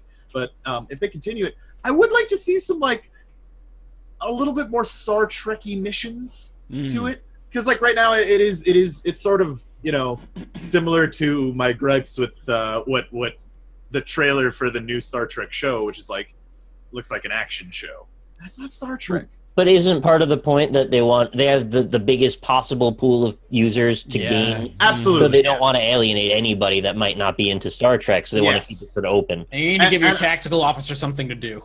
Right. Yeah. like I totally get that, and I respect that. But what I mean is, like, if they add other missions at some point, I would like, you know, because it would be cool. Because the thing about Star Trek is, like, you know, a lot of it is like interpersonal relationships and how people react to you want to bang an alien, questions. I understand. Well, that too, yeah. I want to be like, morally, like, ethically challenging questions, and I think that could be really fun in a setting with, you know, for people, you know. And it's like should we save this lady, but we have to commit genocide on. They kind of give you a taste of that, actually. Like right at the end of the training mission, they do some genocide. It's a Kobayashi Maru test, man. They give you an impossible choice with no winning answer. That's pretty cool. At the end of the tutorial, it's great. Yeah, that's awesome. Do you push the man off the train, or do you? Well, it is like shit like that would be. I would actually really like you that. Make a choice: do you cross into the neutral zone or not to rescue a ship that's like broken down over there? And then do you start rescuing people or start murdering warbirds? Right. In space, they always kill you 100% of the time if you try to rescue them, right? Nobody is friendly in space. They just give you the appearance until you go to help them. I think that's the lesson I've learned. Is that the old adage, nobody is friendly in space? Friendly in space. Yeah, it's from watching enough media. I think I've taken that in. But like, going back to your point, Rob, I really don't think that they can afford to even be like a Star Trek game, weirdly enough. Like, they're so niche already that they gotta sell to the entire VR consumer base, I'm sure, at this point, to even be profitable. So oh no, I totally agree. But I mean, even if there's just like, for me, that would be, I'd be very happy about that. Sure. But I don't know if it would be profitable at all to have ethical decisions. Although The Witcher 3 is a very popular game. Same. The Witcher 3 fucking sold more copies this year than it did last year. Did it really? In the first quarter, anyway. If Mass Effect went in that direction of the Bridge Crew idea, I think that probably would have been better than Andromeda. Hell yeah, I would do that. That sounds great. That would make me want to play Mass Effect. I want a freaking Star Trek RPG so bad. Bridge Commander was Like the closest we got Yeah. back in like the early 2000s.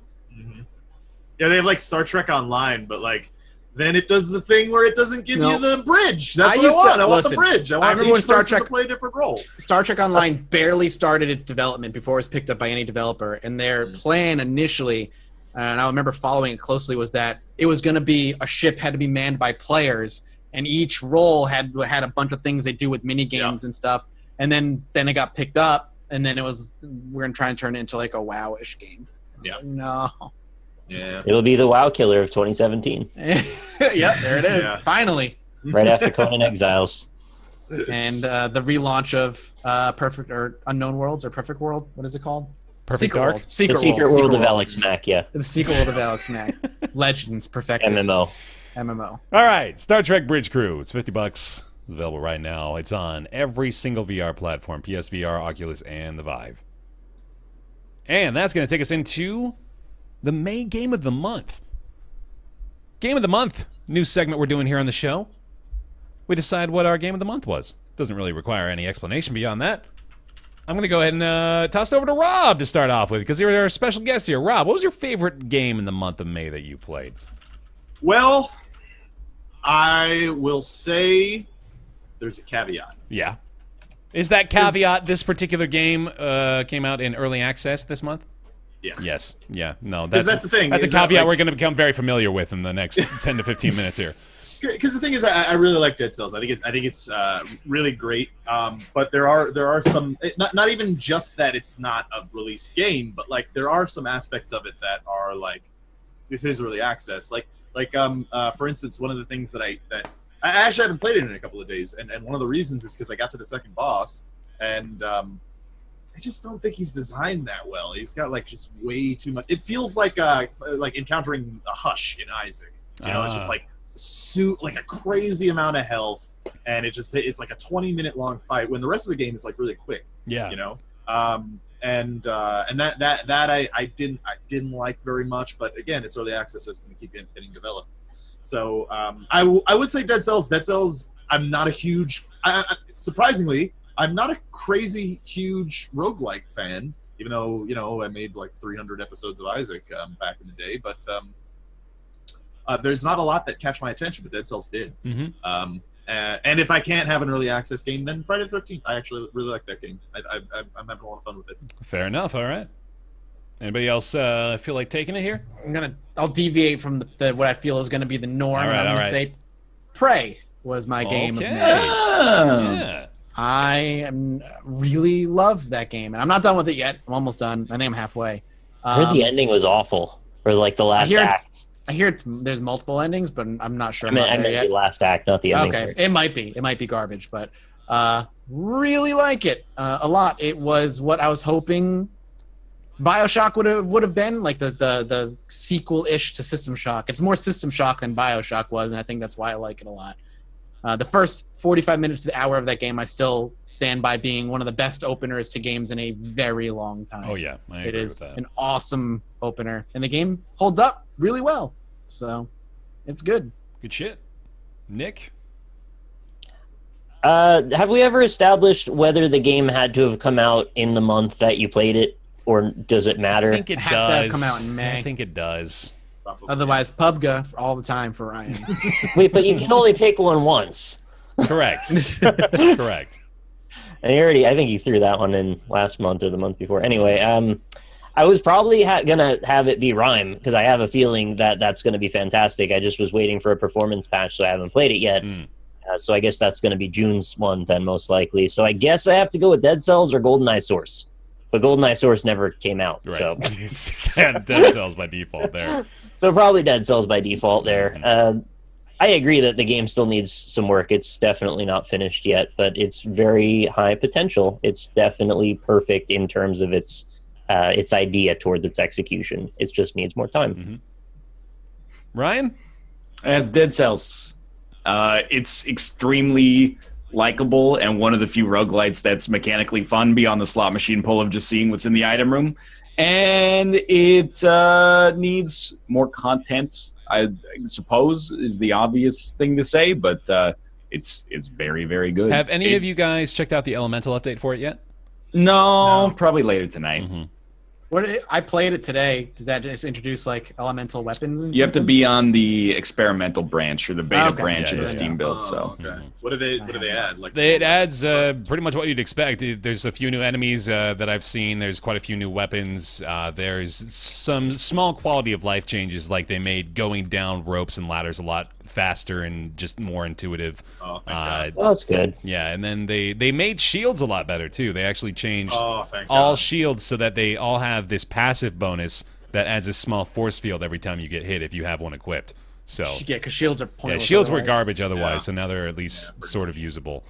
I still thought the shield was better than like a third of the ranged weapons. Really? Yes, definitely. I like agree the with heavy that. crossbow is, I find almost unusable. Heavy crossbow, and I just treat like a shotgun mostly. That's you just roll close to them and then tap them. But like, and I feel like unless you get a great one, the ice bow is kind of like, like why would I ever shoot somebody and freeze them? Like there's already 25 different skills that I can get that can do that instead. It's basically as soon as you get like the electric whip or throwing knives, you're good on your second. Those ones I'm a big fan of. Yeah. I kind of feel the same way about swords though. I'm like, the rapier is great, and blood sword and twin daggers are great, and then the assassin's blade is like okay. Assassin's blade's pretty good. Sometimes a little too long of a like cooldown period between the animation that kind of screws me up a lot. Yeah. The timing's weird. One of the issues actually is that a lot of the weapons are based around the crit, right? Yeah. The crit is so powerful that there's kind of no reason to use anything else that doesn't have any kind of crit exactly on it. Like is the thing. So even like if you have like a rapier level 1 or 2, you have to get like a vanilla sword or something of that level that's like level 8 to even consider it, because you're like why would I ever want this unless the base damage from this sword is better than the crit from the rapier. So they've got a few new melee weapons in the elemental update as well. So they got like a broadsword that has this really big sweeping arc to it that takes a little longer to hit with, but does a lot of damage, obviously. And then there's a couple other weapons that take that same formula, just applied to different sorts of effects. But yeah, it looks like they've got like a really good idea of what people are looking for more content as well, which is really promising too for this game. And one thing that I want to say about shields, just take out the guard break, man. Just don't have the guard break mechanic. Like it doesn't need it. You don't need to nerf them. They're not that strong. You know, I just don't think it's a good mechanic. In my opinion. All right, mine was also Dead Cells, not surprisingly, I'm sure. And I think it's safe to say now that we're including early access releases in the Game of the Month candidacy. But yeah, there we go. We gotta play more games. Dead Cells is like really good though. No, it really is, and it probably would have won out. I just mean we didn't have a lot of options between the group of us. You're right.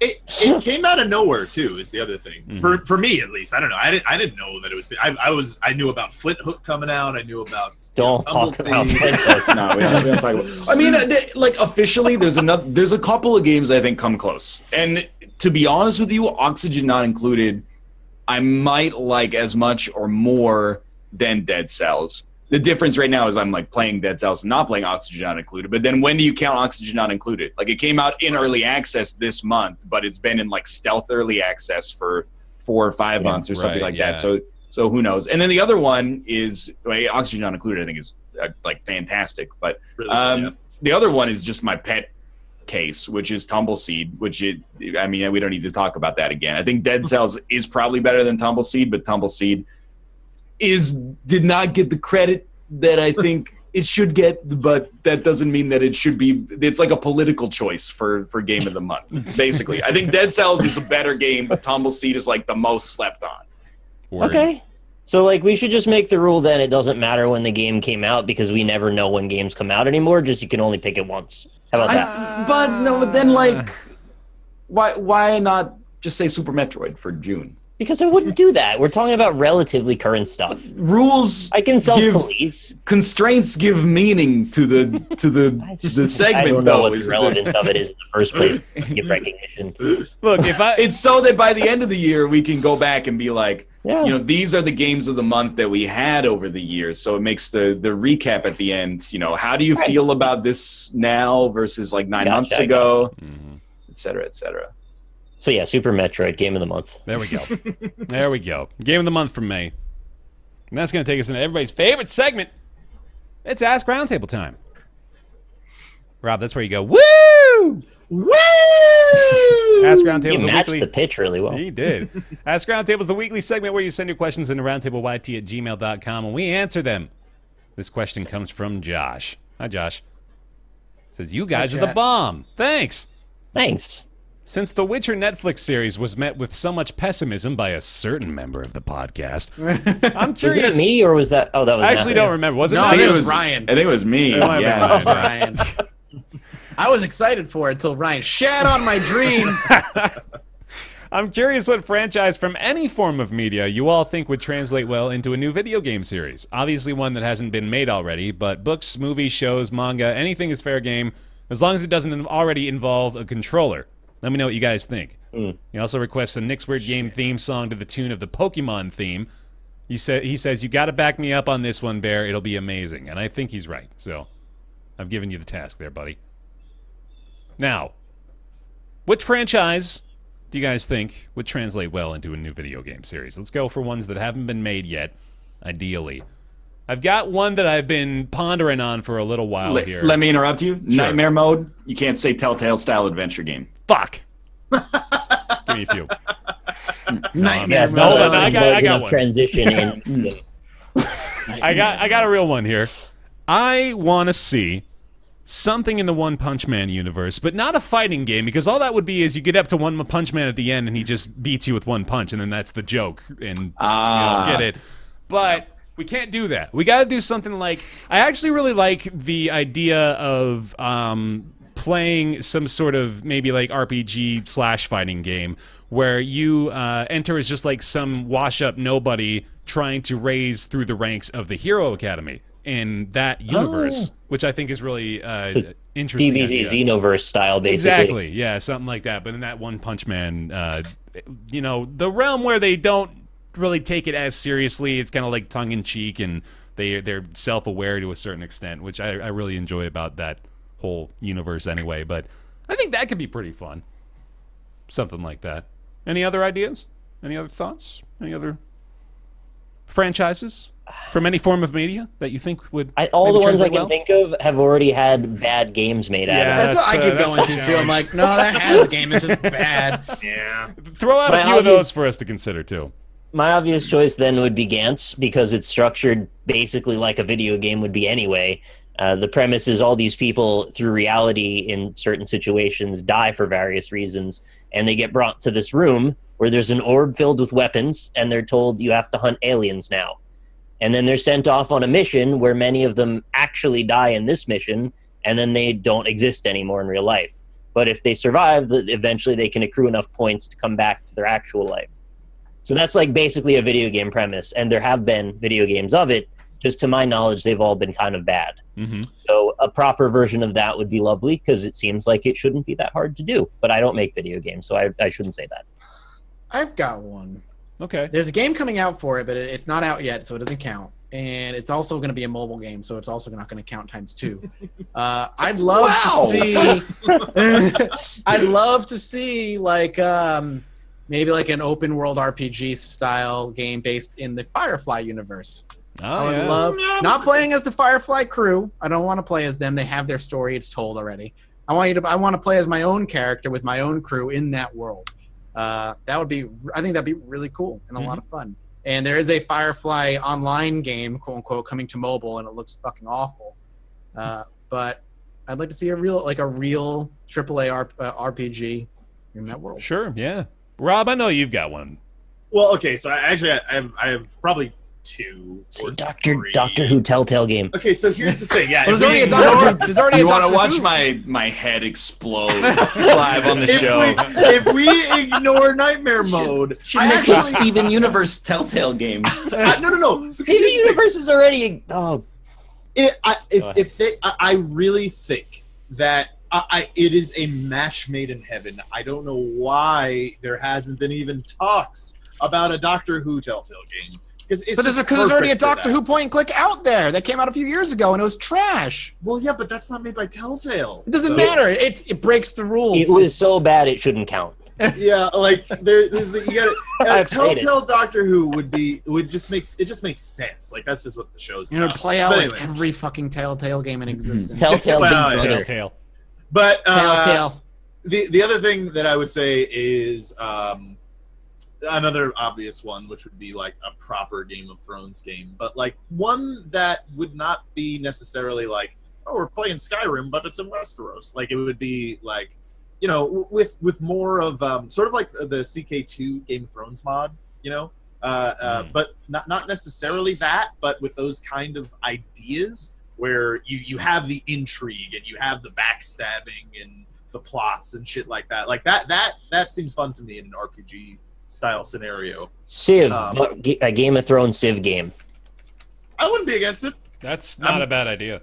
I'm down. And then my third one is a little bit farther out, which is sort of like Mathas's thing with Firefly, except it's set in the Expanse universe, because the Expanse has a really, really cool world. I don't know how many people have watched the Expanse. Probably nobody. I don't even know what that is. Yeah, no. It's like it's a sci-fi show, but it's set in the somewhat near future, and like Earth and Mars are in this Cold War.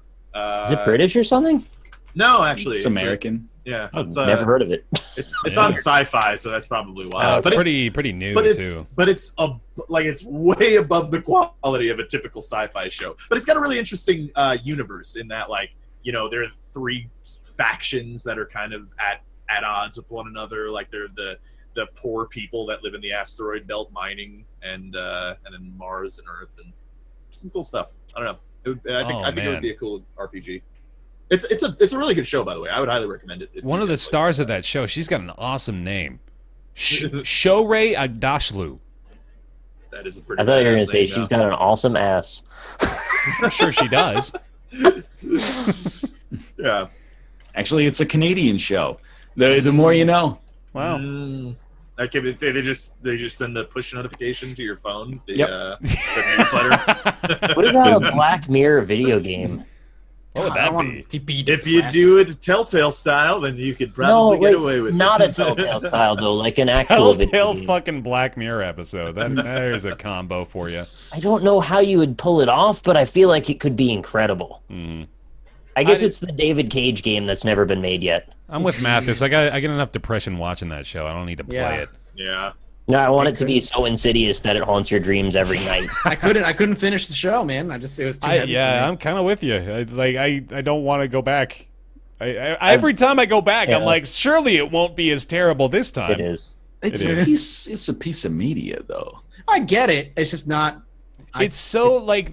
This is a very tangential conversation, but like it's the scenarios that they concoct in that show are so real and relatable as compared to like standard media fare that like it makes me think, oh fuck, this could actually happen to me. I think I've watched all but 2 episodes now, and I love them a lot, and the production values are so good. Can't believe it. This is so well written. Anyway, Brooker's a genius. Josh, thank you for asking what's your favorite current Netflix series. Appreciate that one, buddy. Soon to be The Witcher. Thank you, Josh, for the question. If you've got a question, send it on over to roundtableyt@gmail.com. Nobody cares to know what I would to have as a video game. Dude, I forgot you. My bad. What you got? What you got? You know, what'd be really cool is if you like combined Hacknet and Deus Ex with the Mr. Robot license. You had like a little Mr. Robot hacking espionage game. Can I admit something to you? Yes. Never seen an episode of Mr. Robot. Seems like it would fit the theme, though. You know what? You're not wrong. Having seen the first season of the show, I think you're onto something there. So good job guessing. It could work. It could work. Yeah. You get the Twitter synopsis when the show's up anyway. Everybody's like freaking out on Twitter about every episode. Actually, like in that respect, you could do something like sort of Miss the Robot, but like it's a management game where you're managing like hacking cells. You know, like groups of people that are well, because that's basically. Oh, you mean a game where you play as the CIA? Well, kind of, yeah. Like, but you're kind of hacking hacktivists instead. And hacking the hacktivists. You're setting up cells all over the country. You know, doing different missions. Okay. So you're like counter terrorism. Yeah. Kinda, yeah. Which I guess is just terrorism. No, it's just counter-terrorism, isn't it? There's a math problem behind that. And All right. I didn't forget anybody this time, right? We're good. Okay, cool. Well, that's going to do it then. That's going to send us into everybody's favorite segment. After their favorite segment, it's time for Nick's Weird Games. All right, this is Nick's Weird Games to the tune of the Pokemon theme song. Hell I have a karaoke backing track, as always. The added caveat that I cannot sing. And the second part of that is there is a part in the chorus where it goes like, Pokemon, gotta catch 'em all. But then as the all comes out, it also bleeds into another line. Yeah, that's some studio magic, man. Mm-hmm. Yeah, I'm gonna need you to imagine that part. Sure. And can I get a bass note for like I want to be the very best? No, that's too high, isn't it?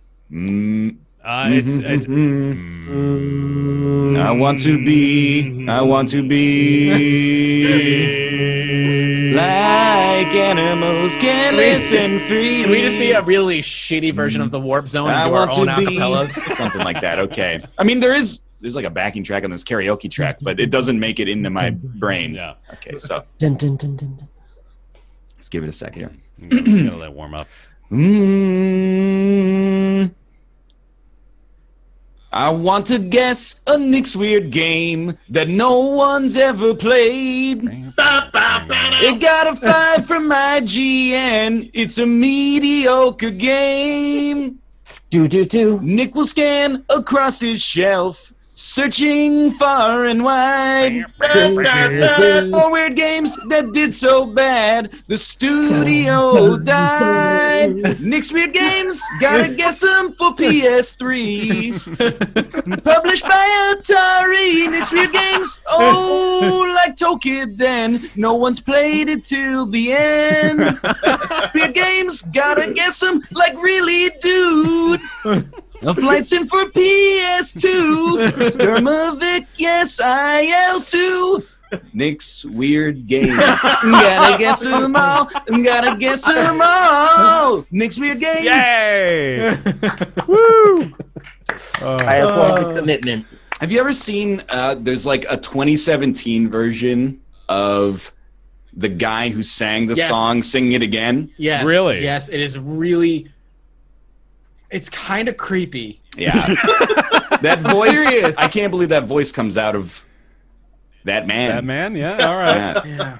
Shit. Next week, you guys got to do a Nick's Weird Games, but Pokemon rap style. So just rattle off a bunch of games. I have the list of all the games that we've done already, so you can include. Oh, dude. Perfect. There's like 90 of them, though, so... You have to do several segments. This will be 89, excuse me. Yeah, well... Lickitung, Sneasel. Sneasel? Sneasel?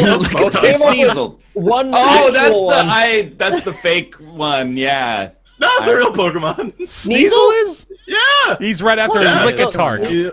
Sneasel, and he evolves into Weavile.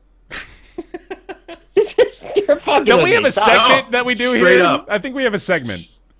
It's Nick's Weird Games. Close your chats. Nick's gonna help us. He's like Sneasel's like angry looking.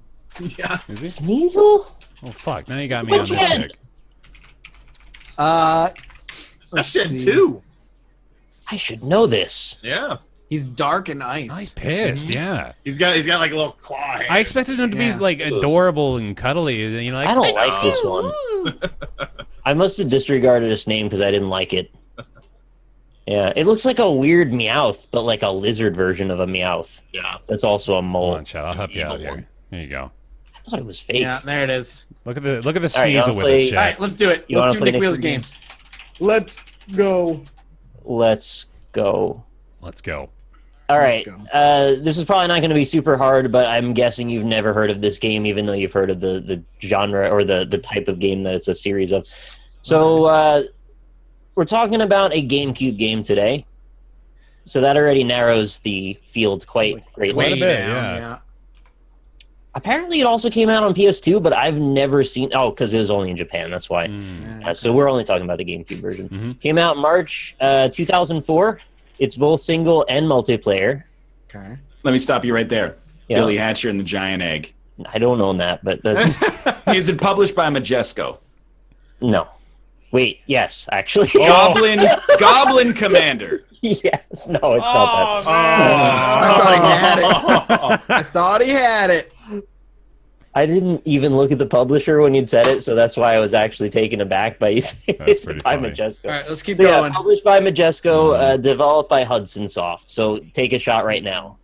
That might be all you need. They're the they're the Adventure Island guys, but they have like one other property. That's all. When you think about Hudson, there's always like it's Smarmy, and it's like a little like fake Mario guy.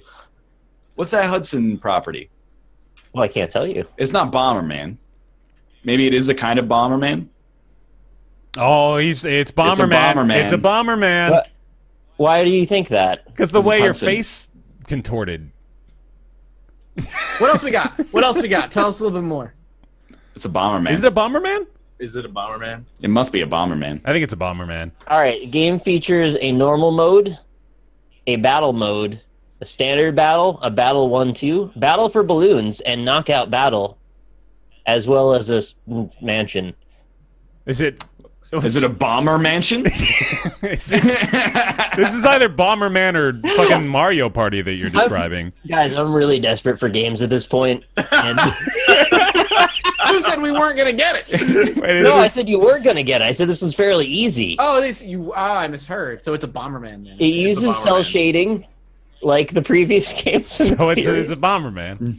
I'm going to say 3.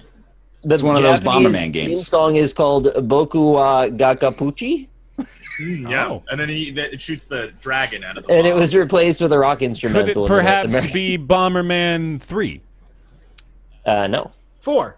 Mujo and the Hige Bandits were sick and tired of Bomberman Generations. No, try other words. Okay. It's not Bomberman Act Decades. Zero or whatever it's No, called. that was only on Xbox 360. Bomberman Rebirth. Bomberman Ultimate Edition. Bomberman Reloaded. Bomberman. This is a problem because I can't even remember the Bomberman that came out for Switch 3 months ago. So That was like a letter, right? It was like R Yeah. or something. Bomberman. Yeah, I think you're right. Bomberman. Bomberman C. Man. I mean, Bomberman Jeff's Man. gotten it, but like this is Bomberman stupid. Aftershock. This is like, can you guess the correct word? I know. Bomberman Infinite.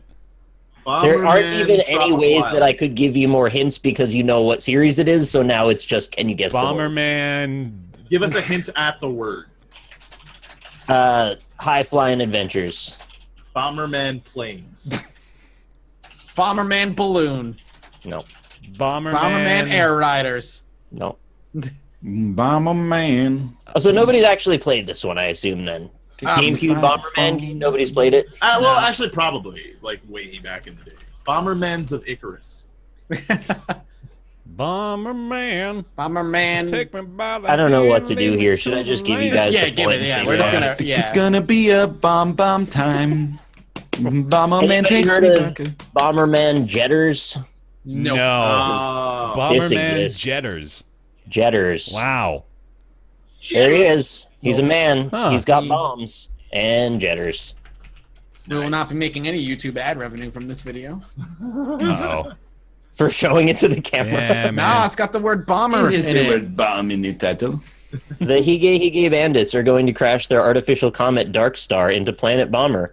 As Bomberman, you must destroy the 4 engines that propel Darkstar before it is too late. All new Chara bombs, all new bombs, and same great Bomberman action. Well, all right. I don't think I ever played this. I don't know why I own this. Bomberman Jetters. It's got a red pterodactyl and like vines and bombs. How do you fuck up Bomberman, by the way? It's just squares. It's squares within squares. You put bombs down. You know, people shit on Call of Duty for making the same game over and over again, but Bomberman is just Bomberman. It's just Bomberman. Yeah. Well, I don't know. Chat scrolled way too much to even pick a winner here. This one was a bit of a shit show. Sorry about that. That was a hell of a segment. Apparently Tomo threw up. Oh, what? Yeah, it's an indication that I have to go. All right. Well, let's wrap this up then. Hey, everybody, thank you very much for watching this episode of Roundtable Live. Oh, God, that's the echo. We appreciate it. Thank you very much for being out here on twitch.tv/Roundtable Podcast. Of course, that's where you can find us every single week, streaming here live at 3 o'clock Pacific, 6 o'clock Eastern Time. I want to thank our subscribers from today, Space Your Name, Nekusol, and Quicken. Thank you all very much. I'm going to try to do my best to remember to do that at the end of the episodes here. We really appreciate you guys subscribing to the channel here. That does support us, of course. You can also support us over on Patreon. That's patreon.com/roundtable, where we want to thank our patrons at the $20 level and above, which include Julian Avelsgaard, Jonathan Graham, Scotty119, Ricky Greist, Ellis Spice, John Kalchik, O. Thomas Games BR, Jakar Sampson, With the Dance Number, Kulnar, Sahoa, Jamie Tinsley, Joseph Boss, Penn Gillette, Michael Bush Larson, Talks to Wall, TJ Majesty, Chaos, A Full Commitment's What I'm Thinking Of, Theorist, Colby Klein, Greenlight, Oren Saltzman, Christopher Flagg, Eric Schooley, Brizzlebrip, Positron, Mythscara, Mediocrities, Justin, Summerfet, and Logan Ray. Thank you guys very much for keeping that list everybody. So long every time I read it. I really do appreciate that so much. Thank you. If you missed any part of today's show, you can catch the VOD over on our YouTube channels. That is, of course, BaerTaffy, along with MathasGames and RockLeeSmile. AlpacaPatrol, thank you for joining us today as well. Where can they find your stuff? I'm AlpacaPatrol everywhere, Twitch, Twitter, and YouTube. Actually, tomorrow, probably somewhere in the 2 p.m. to 4 p.m. range, we're going to be doing movie night. So we're going to be watching a public domain movie. We already did Night of the Living Dead and Nosferatu. There's a straw poll actually up on my Twitter right now if you want to vote on the movie night. Reefer Madness.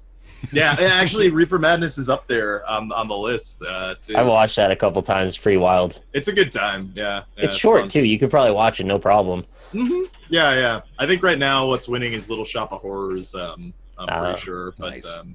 Yeah. Maybe Last Man on Earth. Who knows? We'll see. Cool. All right. I'm going to go let Ryan clean up some cat puke. Thank you all very much for watching this episode of Roundtable Live, and we'll see you next week. Bye. Bye. Play the music.